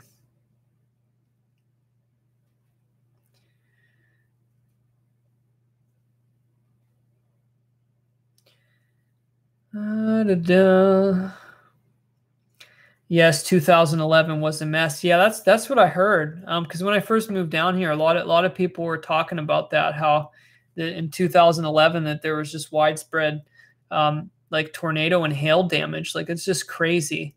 But I definitely missed it because I didn't come down here till 2013, so I missed it by like 2 years.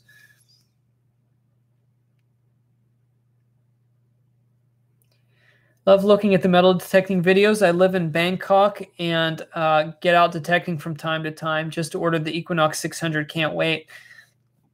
Well, that's awesome. I like to see people metal detecting in different areas. Let me know some of the stuff you find over there. I'd love to see. I like even on YouTube, sometimes I like just looking in different countries, like countries that, I'm like wondering, oh, like I wonder what they find there. And I'll be like metal detecting China or Japan or like somewhere, like, a place you don't originally like normally see videos. And I try to find videos of like exotic locations and places you wouldn't think about it. Like there people just don't generally post, like islands and stuff like that. I'm like, man, these videos are really cool when you find people detecting areas that you don't get to see much, like just to see what they're finding. It's really neat.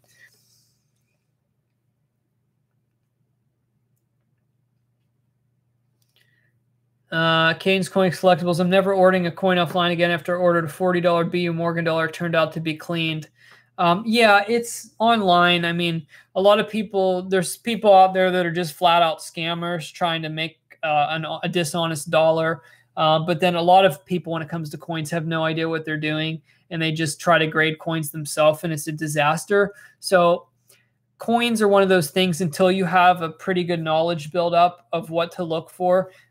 You have to be really careful with buying them online because you can get, you can get taken advantage of. But at least through eBay, if something's not as described, you can generally send it back for a refund. But sometimes you lose the shipping monies, and it's a hassle, so it's not very fun. Casey Diggs Coins. Hey, what's up? Love your videos. How's it going? Appreciate you watching the videos. I'm glad you like them. Oh boy, Arnie Hancock said, JD, if you could only have one detector, which one would it be? I mean, that is an extremely hard question if I had to think long term, but I mean, I'm so honed into the Technetics T2. I mean, I'd probably just say that, but probably long term. Well, if it was the only one I could use, I would actually have to think about that more, because I'd have to probably go with one's that's waterproof too, so I can multi-purpose hunt. So that's a tough question. It is a really tough question, because it would have to be an underwater detector also, so I could kind of multi-purpose hunt with it. I have the CTX that you can hunt underwater with too, so maybe something like that where you can hunt land and water. But that's a tough question there, so I can't give you a definite on that one. Maybe in the future, a manufacturer will come out with like the perfect land and water combined detector. There just hasn't been one of those yet. There are good ones that work on both land and water, but I wouldn't say one that like knocks it out of the park as far as both are concerned.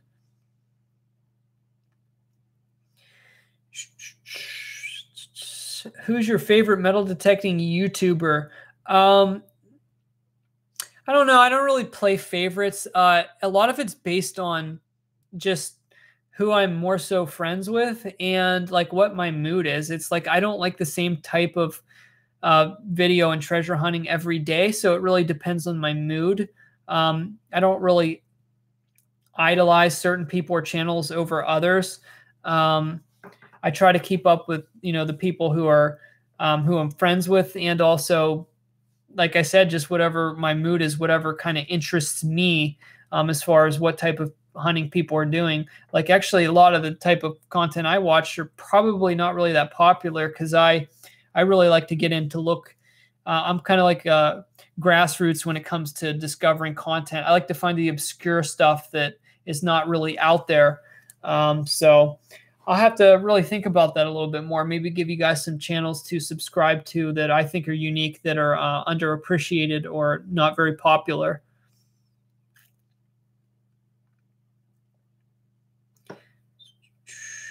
Danny Hovey said, what was your first machine? It was called I got it when I was 14 years old. So that was like 15 years ago. It was called a White's Classic 2. You can look it up. It's a 2-knob analog machine with a 7-inch coil. It was great to learn on because it was extremely simple and one tone. It was a great beginner machine, and especially starting with analog, it really made me appreciate what a metal detector actually did, because we're all spoiled these days with like the displays and stuff. But yes, a White's Classic 2. Tom Henson, how do you like your Fisher F44 detector? Would you recommend getting one? Yes, especially if you're just getting into the hobby. It's on the budget end. It's weatherproof. You can't completely dunk it underwater, but you can hunt with it in the rain. It's extremely lightweight. It's easy to learn. The tones are very distinct. You will definitely find stuff with them. It can discriminate iron out really good. It's a really good detector for the price. So I do recommend it to people. And I'm not currently paid by Fisher or anything like that, so I don't receive anything for it. But I think they're really solid detectors. I mean, I don't want to go out and say I consider myself like an expert detectorist, but I've been doing this for 6 years, and I still use one for scouting missions and metal detecting tot lots, and even on permissions where I want to use a lightweight detector to go over and find all the obvious targets before I take a better detector over it to see if I missed anything. They're just really easy to use. I mean, you can turn on and go and learn them really fast. I like them. I like them a lot.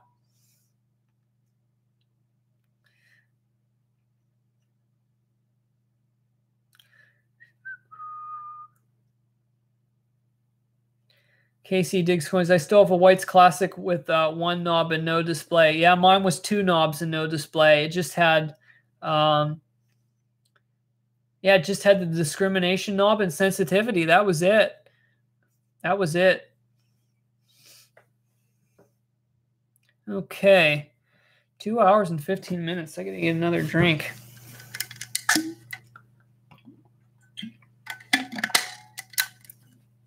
All right, well, I think I'm going to get off here pretty soon. So let me make sure I didn't miss any super chats here. I don't want to alienate anyone. Don't think I missed any. And also, so everybody knows, the one thing I made a point to do is if somebody does do a super chat where your comment's pinned to the top, I don't end the live stream while somebody has a super chat still going. So I jokingly said that's a way people can keep me hostage on the live stream, because I won't leave while somebody has a super chat at the top as a customary sort of thing.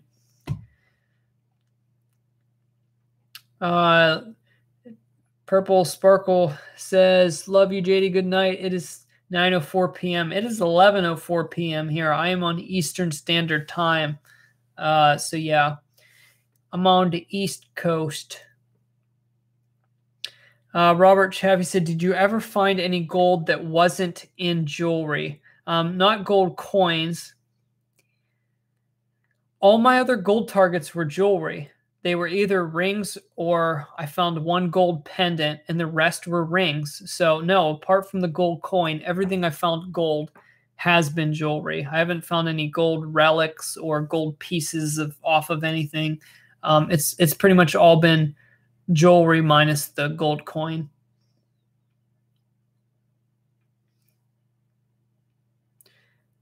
Nathan Pressler, have you dug any? 0567 Genie is back and said, hi, JD, made a $5 super chat. So, hey, how's it going? Good to see you again. Thanks for that. I got to get on my train of thought here. Have you dug any artifacts besides coins?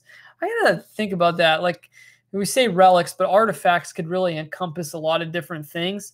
Yeah, I found some pretty interesting old things. I really have to really fine-tune I guess what the definition of an artifact really is. Because artifact, when you think of artifact, you think of something that's ancient.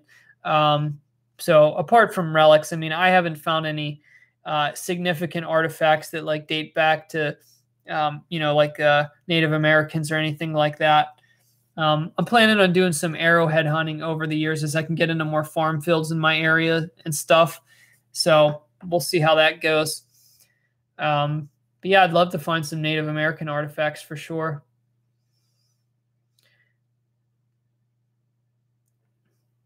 Gregory, JD, are you having a giveaway draw tonight? I don't have anything planned. I did this on the fly, but on future live streams, I'm going to try to put something together. But I don't have anything planned for tonight.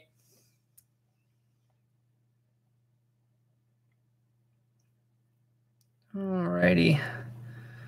We still got 63 people here, so people are still coming and going, but it's slowing down a little bit. But I don't think a lot of people got notifications today because not a lot of people came in after I went live. So who knows? I know the live streams are a lot different than regular videos. So I think if you're set up for like every notification on the channel, a lot of people probably don't get them. But it turned out good for just a spontaneous live stream. Arnie Hancock said, JDs, what is one thing you haven't found that you're hoping to find? Somebody kind of asked that earlier, like bucket list finds.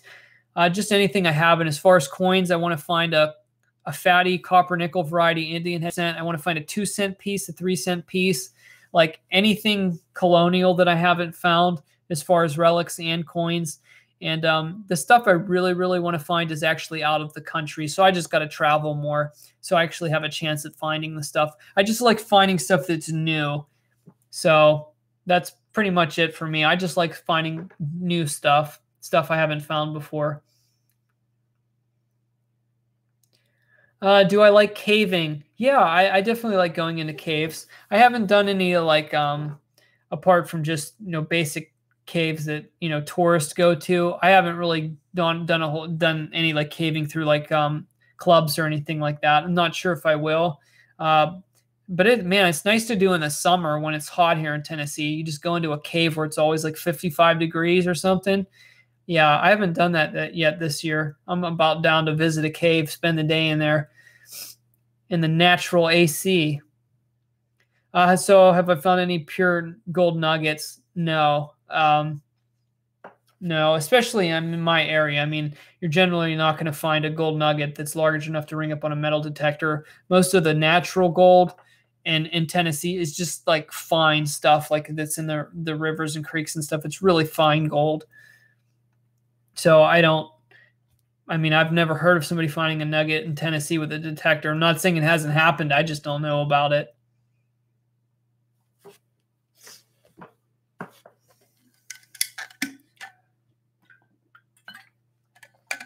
Have I found any colonial coins? Yeah, the oldest one I mentioned earlier, I found a King George II halfpenny. It's about the oldest coin you can find in my state. So I was really stoked about that.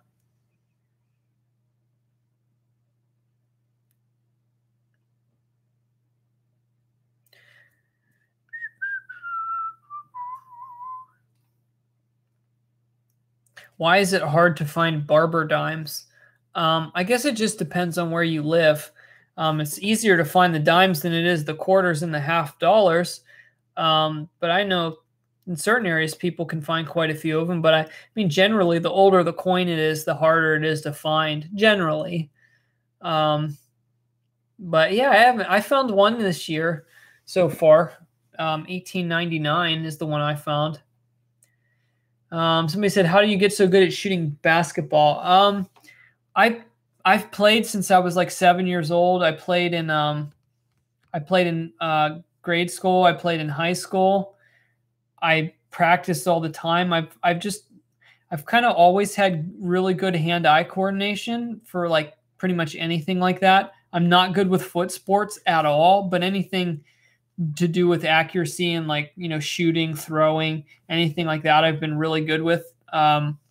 And just a lot of practice. I mean, when I was young, I mean, especially when I was in my late teens and, finished high school up, I mean, I just played a lot of street ball. I mean, it wasn't uncommon for me to spend 4 or 5 hours several times a week just playing pickup basketball. And when I wasn't doing that, I had a hoop in my driveway and I was shooting free throws and stuff. So, I mean, I've been playing basketball for a really long time. And it's just one of those things that kind of came natural to me too. Really love to play basketball.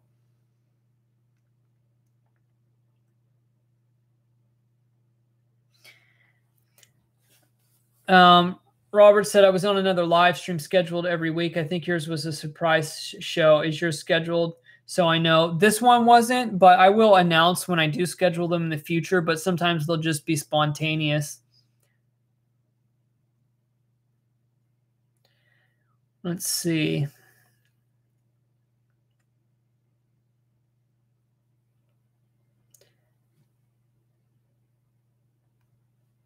How do you find so many old coins? I've been doing it for 6 years and only find a handful of them, and I go everywhere.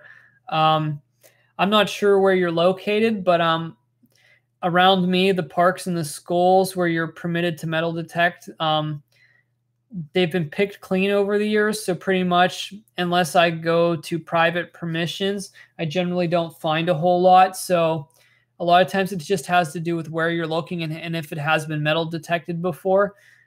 Because if you're in an area where is a lot of old stuff, even if you're not using a great metal detector, you can still find stuff.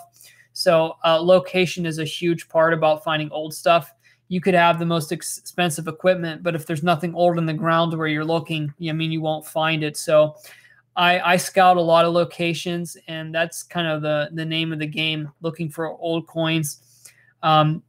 You just got to keep going places until you find stuff. I mean, I hop around to several locations certain days.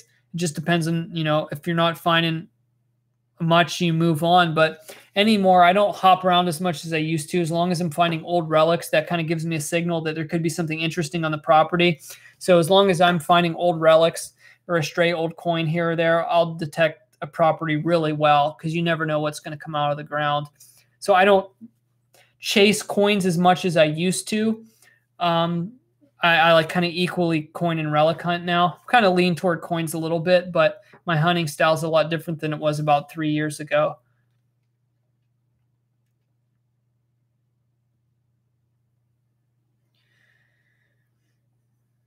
Okay, let's see what else we got here.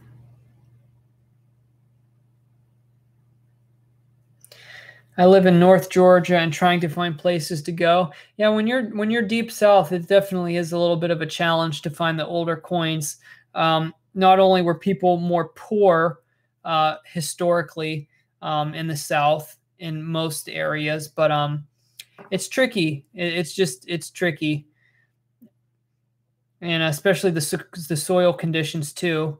And living in Tennessee, where I do, a lot of the terrain is mountainous, so a lot of the yards are fill dirt, and people at work, because their houses are literally built on hills, and the terrain makes it pretty difficult to find areas that haven't been manipulated over the years. But yeah, North Georgia. I lived in Chattanooga, so I was really close to the Georgia border, and thankfully, the 8 months I lived down there, I scouted out like every public piece of property I could within like 45 minutes of me, or an hour, and I found a couple honey holes that I just hammered and hammered and hammered over the 8 months that I was there. And if it wasn't for like 2 or 3 really good spots I found for metal detecting when I lived down there, I wouldn't have found much. So I'm very thankful that I found a couple hot spots to find some cool stuff at.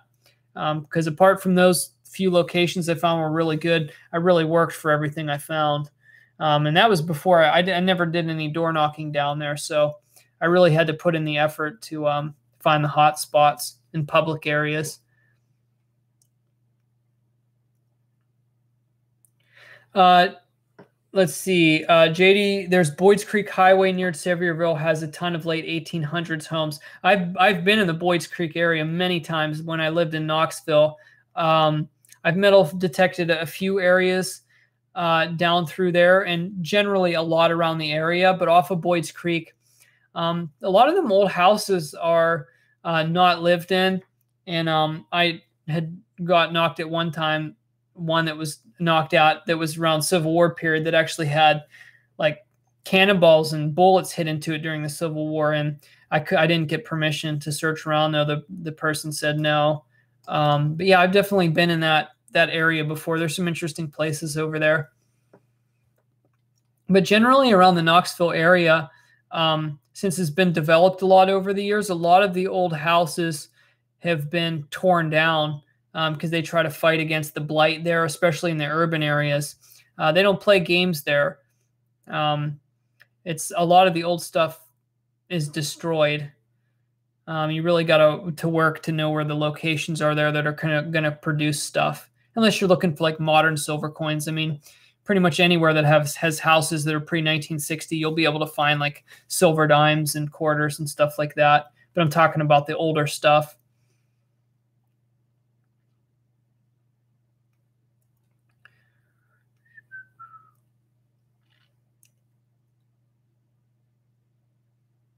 Alrighty.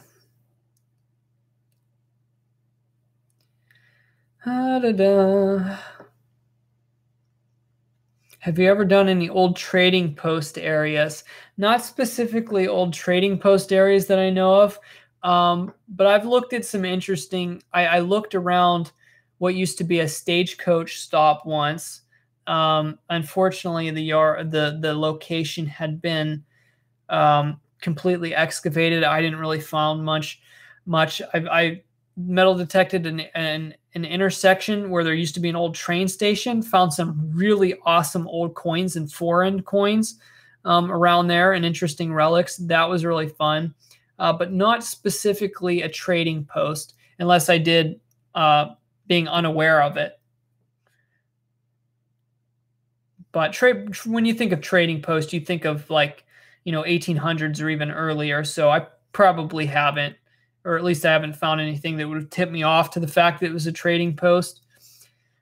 It's really just within the last year and a half where I've really been focusing on the old stuff. Prior to that, my first several years of metal detecting, my criteria was just to find, mostly just silver. So I just metal detected tons of like the urban areas that were hot spots that I tried to find that were like 1930s and 1940s houses, looking, for hot spots to find silver coins and World War II relic and era coins and rings, silver rings, and just all kinds of trinkets and valuables that people living in the city life over the last near 100 years have been dropping. That was kind of my thing. And I still like to do that, but I tend to focus on the older properties now.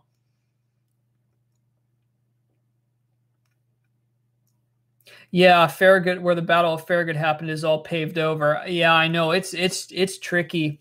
A lot of the areas with Tennessee booming, and all the traffic coming into Nashville, it's making other areas population swell too. And man, it's a lot of it's just really overdeveloped anywhere in and around Knoxville.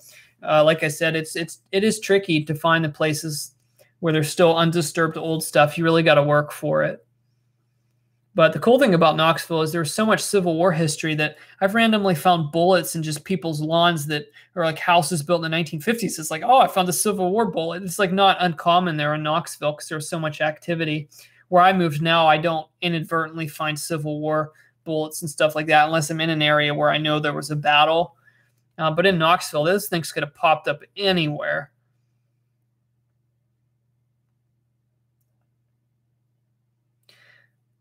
JD bought my grandson the metal detector, and he is so happy. Thanks for the advice helping me get it. Well, I appreciate that. I'm glad he enjoys it. That's awesome. I'm glad I could help. All right. So it's funny. Every time we get some people that leave, a new batch of people come in. So we've been at like 65 people in here for the last hour and a half or so. It's like just hovering around that number. As soon as somebody leaves, somebody else comes in. Sheila said, if a production company asks you to do a TV series for digging, would you do it? I would consider it, but it would just depend on all the fine details and stuff. But I would definitely consider it. I would consider it for sure. I would give it some honest thought, and at that time decide if it was the right thing to do or not.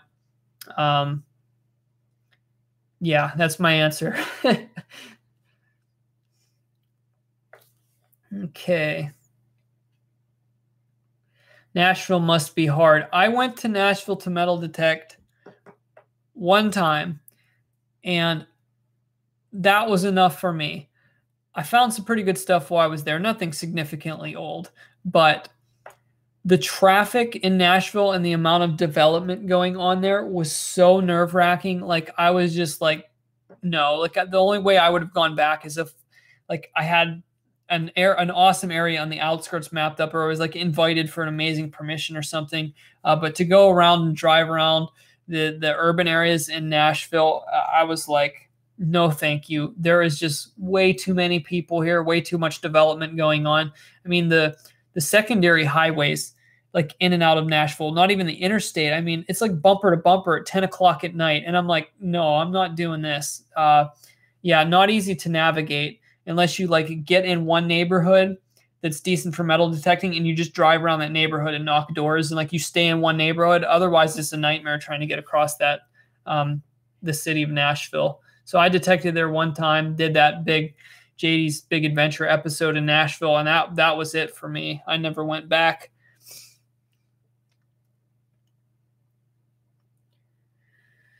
Somebody said, I think the shows ruin the hobbies. I actually, I don't know if I wouldn't necessarily use the word ruin, but like anything, it more so commercializes the hobby. Absolutely. And TV shows, unfortunately, most of the time they're kind of produced in a way where, they're really, really cherry picked. And sometimes you seem like there has to be like this kind of almost manufactured sense of excitement where you have to seem excited about something because you just don't want a boring video of like some guys walking around with a metal detector and being boring because like maybe it wouldn't hold the attention span of a lot of people. So yeah, I mean, I don't really care for them. I never got into watching the metal detecting shows on TV because I'm not big into commercials and stuff too. And YouTube's like really raw. Like I'd rather just get on here and get to the point and find people that are doing really interesting stuff and just kind of search it all out. Because now there's thousands of people doing treasure hunting videos. So there's some really cool stuff out there. Yeah, I mean, there's a lot of people out there finding just absolutely mind-blowing stuff, and that's sometimes what keeps me going to look is like I'll look what other people are finding. I'm like, man, don't be discouraged. There's stuff out there. You just gotta treasure hunt. You gotta get outside your comfort zone and just treasure hunt because it's there. Don't tell yourself it's not there. It's there. You just have to start looking for it. Any plans to write a book in your adventures? Probably not. Probably not a book. Probably wouldn't get to that. Would you detect in Nebraska? I would metal detect just about anywhere. Just about anywhere. Anywhere it's legal.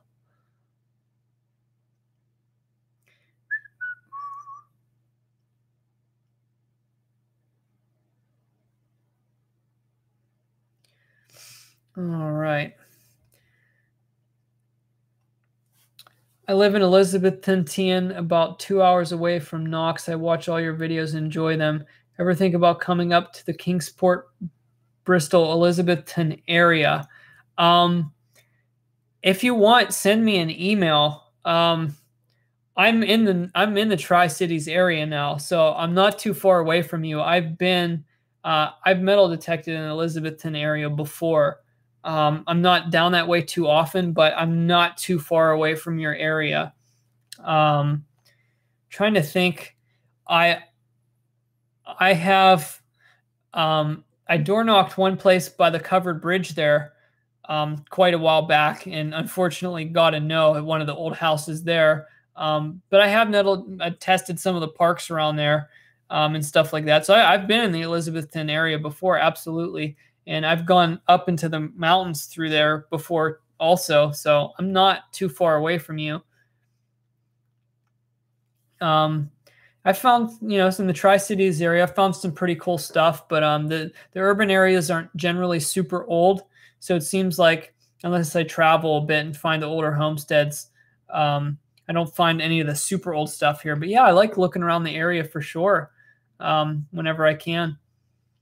I've just been doing a lot more traveling now to get into try to find interesting areas and stuff like that. Is it embarrassing to go door to door? I wouldn't say embarrassing. That wouldn't be the right word for me. I would just say it's a little bit sometimes it can just be a little bit nerve-wracking, like you're a little bit apprehensive, but once you get a few yeses and meet some nice people, it's generally not as bad. And if you get somebody tells you no or that's mean, it happens on occasion. You just kind of brush it off. But once you get quite a few yeses and talk to some cool people and have a good time with people and actually make some friends out of it, then no, I wouldn't say it's embarrassing. That wouldn't be the word I would use. You would probably love the metal detect in Maine. I'm sure I would. Absolutely. We'll see what happens for next year, but I have plans of possibly spending some time or getting like a little place where I can spend several months of the year, possibly in like upstate New York or somewhere in the Northeast. So we'll see how the plan materializes. Don't know if it will actually happen or not, but I would really love to look metal detect up in the deep Northeast. That is major. That is definitely something I want to do for sure. Let's see. Do you like art or music?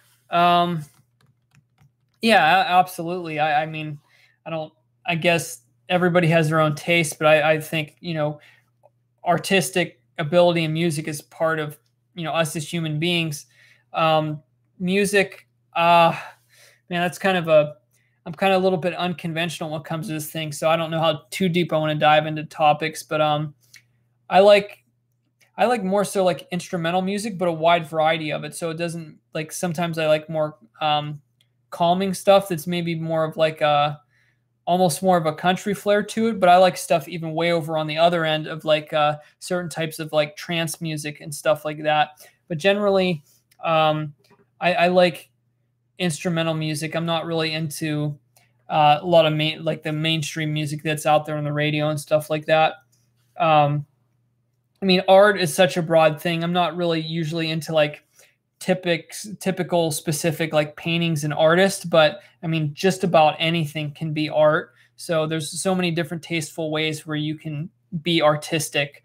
So I don't think it's something I can really encapsulate, but until I see it, and then I know I like it.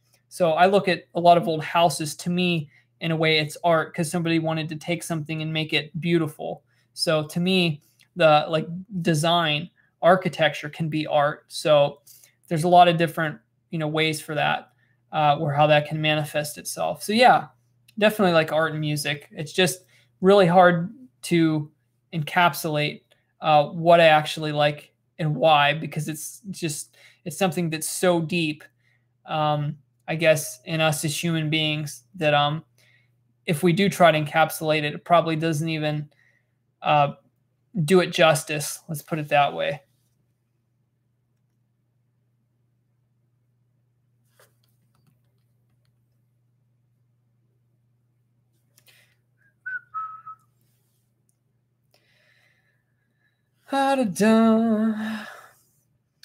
Whew. I need another drink. My eyes are starting to bug out looking at this chat. I think we might be getting closer to the end here.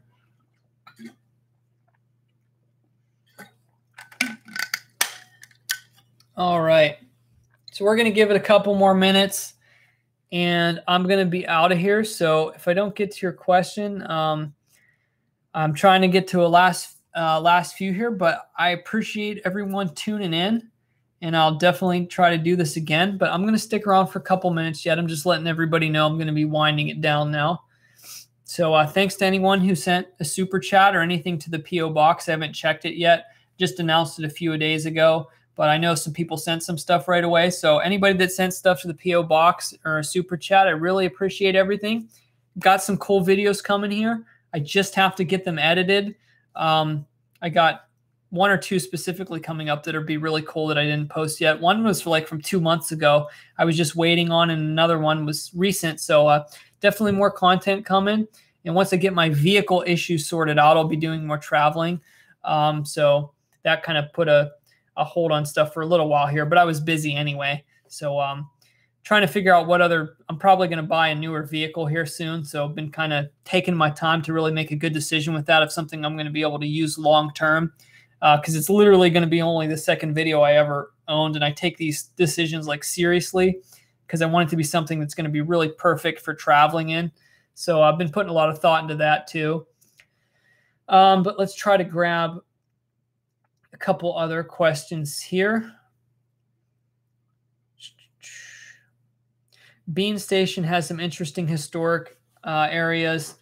It was a main route during the Civil War. I did know about some of the activity out there. I've never metal detected specifically in that area, but yeah, there's a lot of old, interesting Civil War period areas out there. I kind of stay away from the super rural areas for like door knocking and stuff like that. It's kind of tricky in East Tennessee. You want to make sure you're in areas where you feel comfortable door knocking too. A lot of people live out in the boonies for a reason. They don't want to be disturbed. So I try to stick to the properties that look very well kept, and people are, you could just tell they're more, I don't know, like their lifestyle's like more open to strangers. It's hard to explain. There's a little bit of a psychology behind it. But some places you go in rural areas, you just have this feeling like people want to be left alone for a reason. So I try to sometimes avoid the extremely rural areas.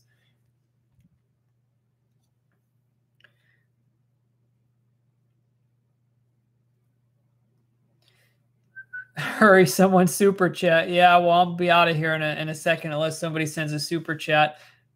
But that's the only way to keep me hostage until it expires. Let's see. Get a Toyota Tacoma and don't look back.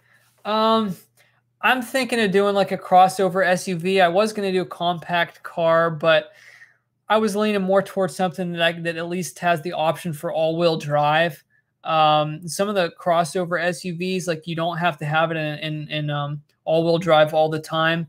I don't want to get anything really big. I don't like driving really big vehicles when I'm going long distance, and the gas mileage too. I was leaning toward a specific model, but I kind of know what I want to get, but I'm not sharing it yet in case I get it, because I'll just kind of do like I don't know, like a reveal on it or something, like surprise everyone. The new Treasure Mobile is actually going to be, I won't have to worry about it breaking down or sounding like oh man, my vehicle's, the engine is so loud, the car vibrates. It's old, and I mean, oh yeah, it's just not fun to travel long distance now. And now my tires are lopsided because I blew a tire and I got a new one on, and I have old tires. And I've always had balancing problems unless I have 4 of the same tire. It's not like shakes too when I go over like 60. So it's just not fun to travel long distance in.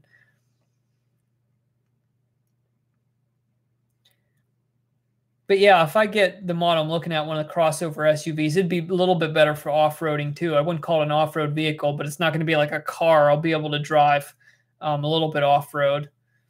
Subaru Forester, Subaru Crook Trek. I think yeah, you probably got the autocorrect, probably Crosstrek. I actually test drove a Subaru Crosstrek.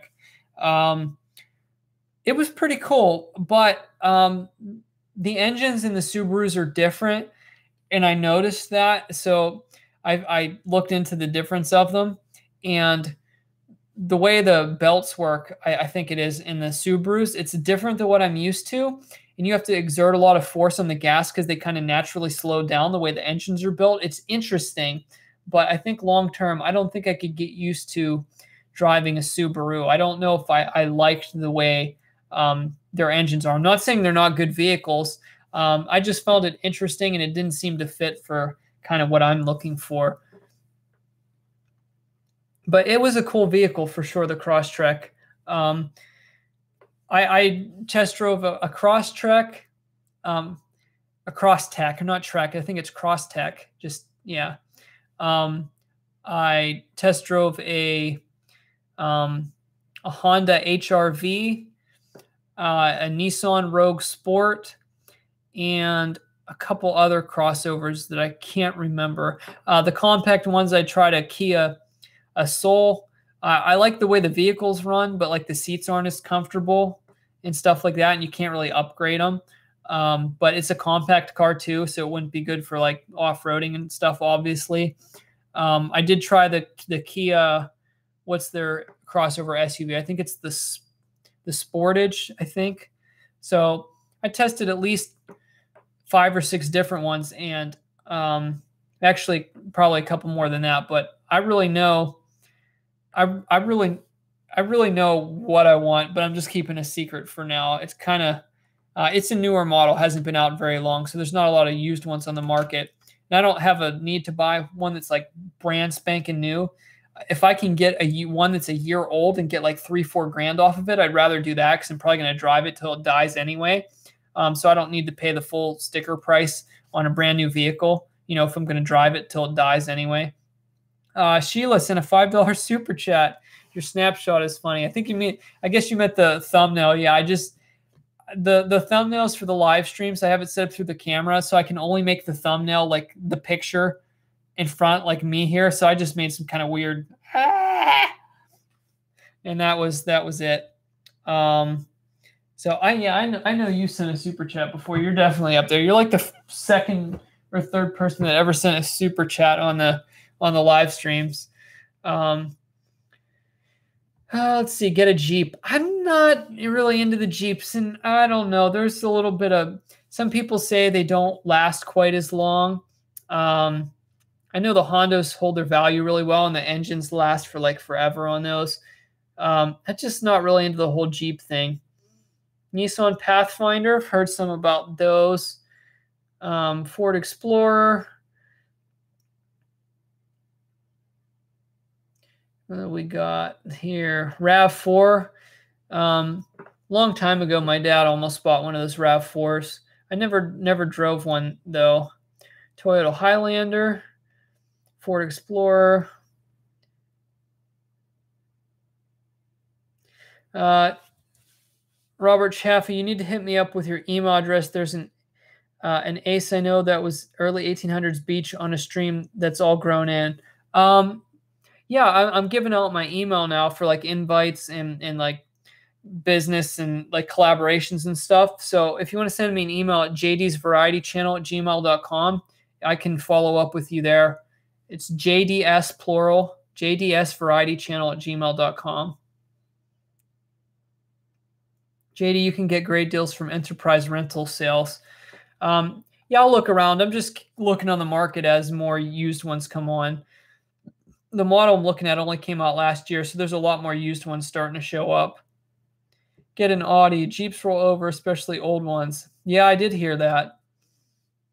Yeah, for long distance travel, Jeep is probably not what I'm looking for. Ford Ranger. Yeah, everybody's got a lot of good suggestions, but I really honed in. I really thought at first I was going to do a compact car, so I tried a bunch of different ones that had good ratings for. I was looking at good gas mileage at first. I test drove a Mazda 3. I didn't like it at all. Like I said, I tried the Kia Soul. I liked it, but not enough to buy it, and I was leaning more toward the crossovers. I tried a Volkswagen Golf, which was a cool vehicle, but just didn't seem right for me. The Volkswagens are kind of interesting, and they handle amazing, but just wasn't my kind of style for what I needed. So it was in the spring. Or actually, not in the spring. That was before. It was last year that I test drove some of the compact cars, and then I did test drove the Soul this year. And then I decided, hey, you know what? I'm going to look into the SUV crossovers, and kind of sold on getting one of those. It's the best of both worlds for me. They sit higher up. They have decent gas mileage, better than I'm getting now. Great for long distance traveling. Decent for my gear.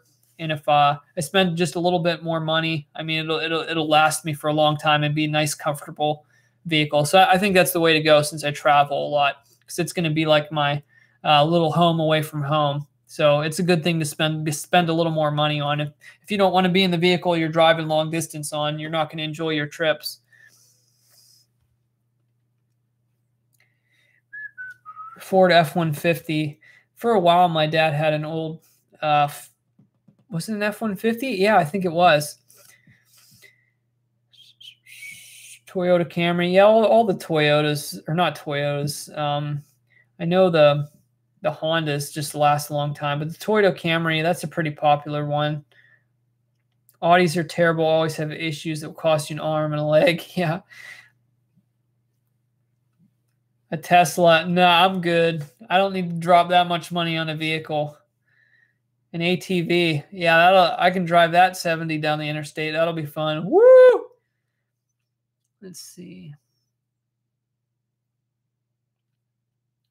Yeah, I bet the salespeople call you and bugging you. Yeah, I'm not trying to stereotype here, and I'm sure, and I know there's plenty of amazing ones out there, nice people, but overall, car salesmen, just like, I have to be in I go into it in like a Zen frame of mind, because car dealerships, it's just like, oh, here they come. It's just not my type of thing. And I'm not an easily pressured type person. And if it's someone who's really pushy or just wants to talk for like and never shut up. It's like, oh my gosh. And then they want to call you back, and then their manager wants to call you back, and then their manager's manager, and their manager's managers, and then their supervisor, and then their general manager. It's just, I like, they're like, give me your address, give me your phone number. It's like, as soon as you know you do that, your phone's never going to stop ringing. Yeah. So that's just, it just is what it is.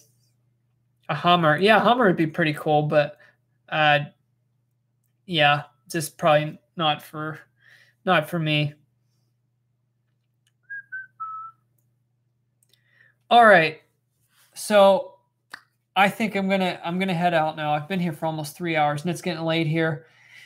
I'm getting tired, and I thank everyone for tuning in. I had a really good time here chatting with you guys.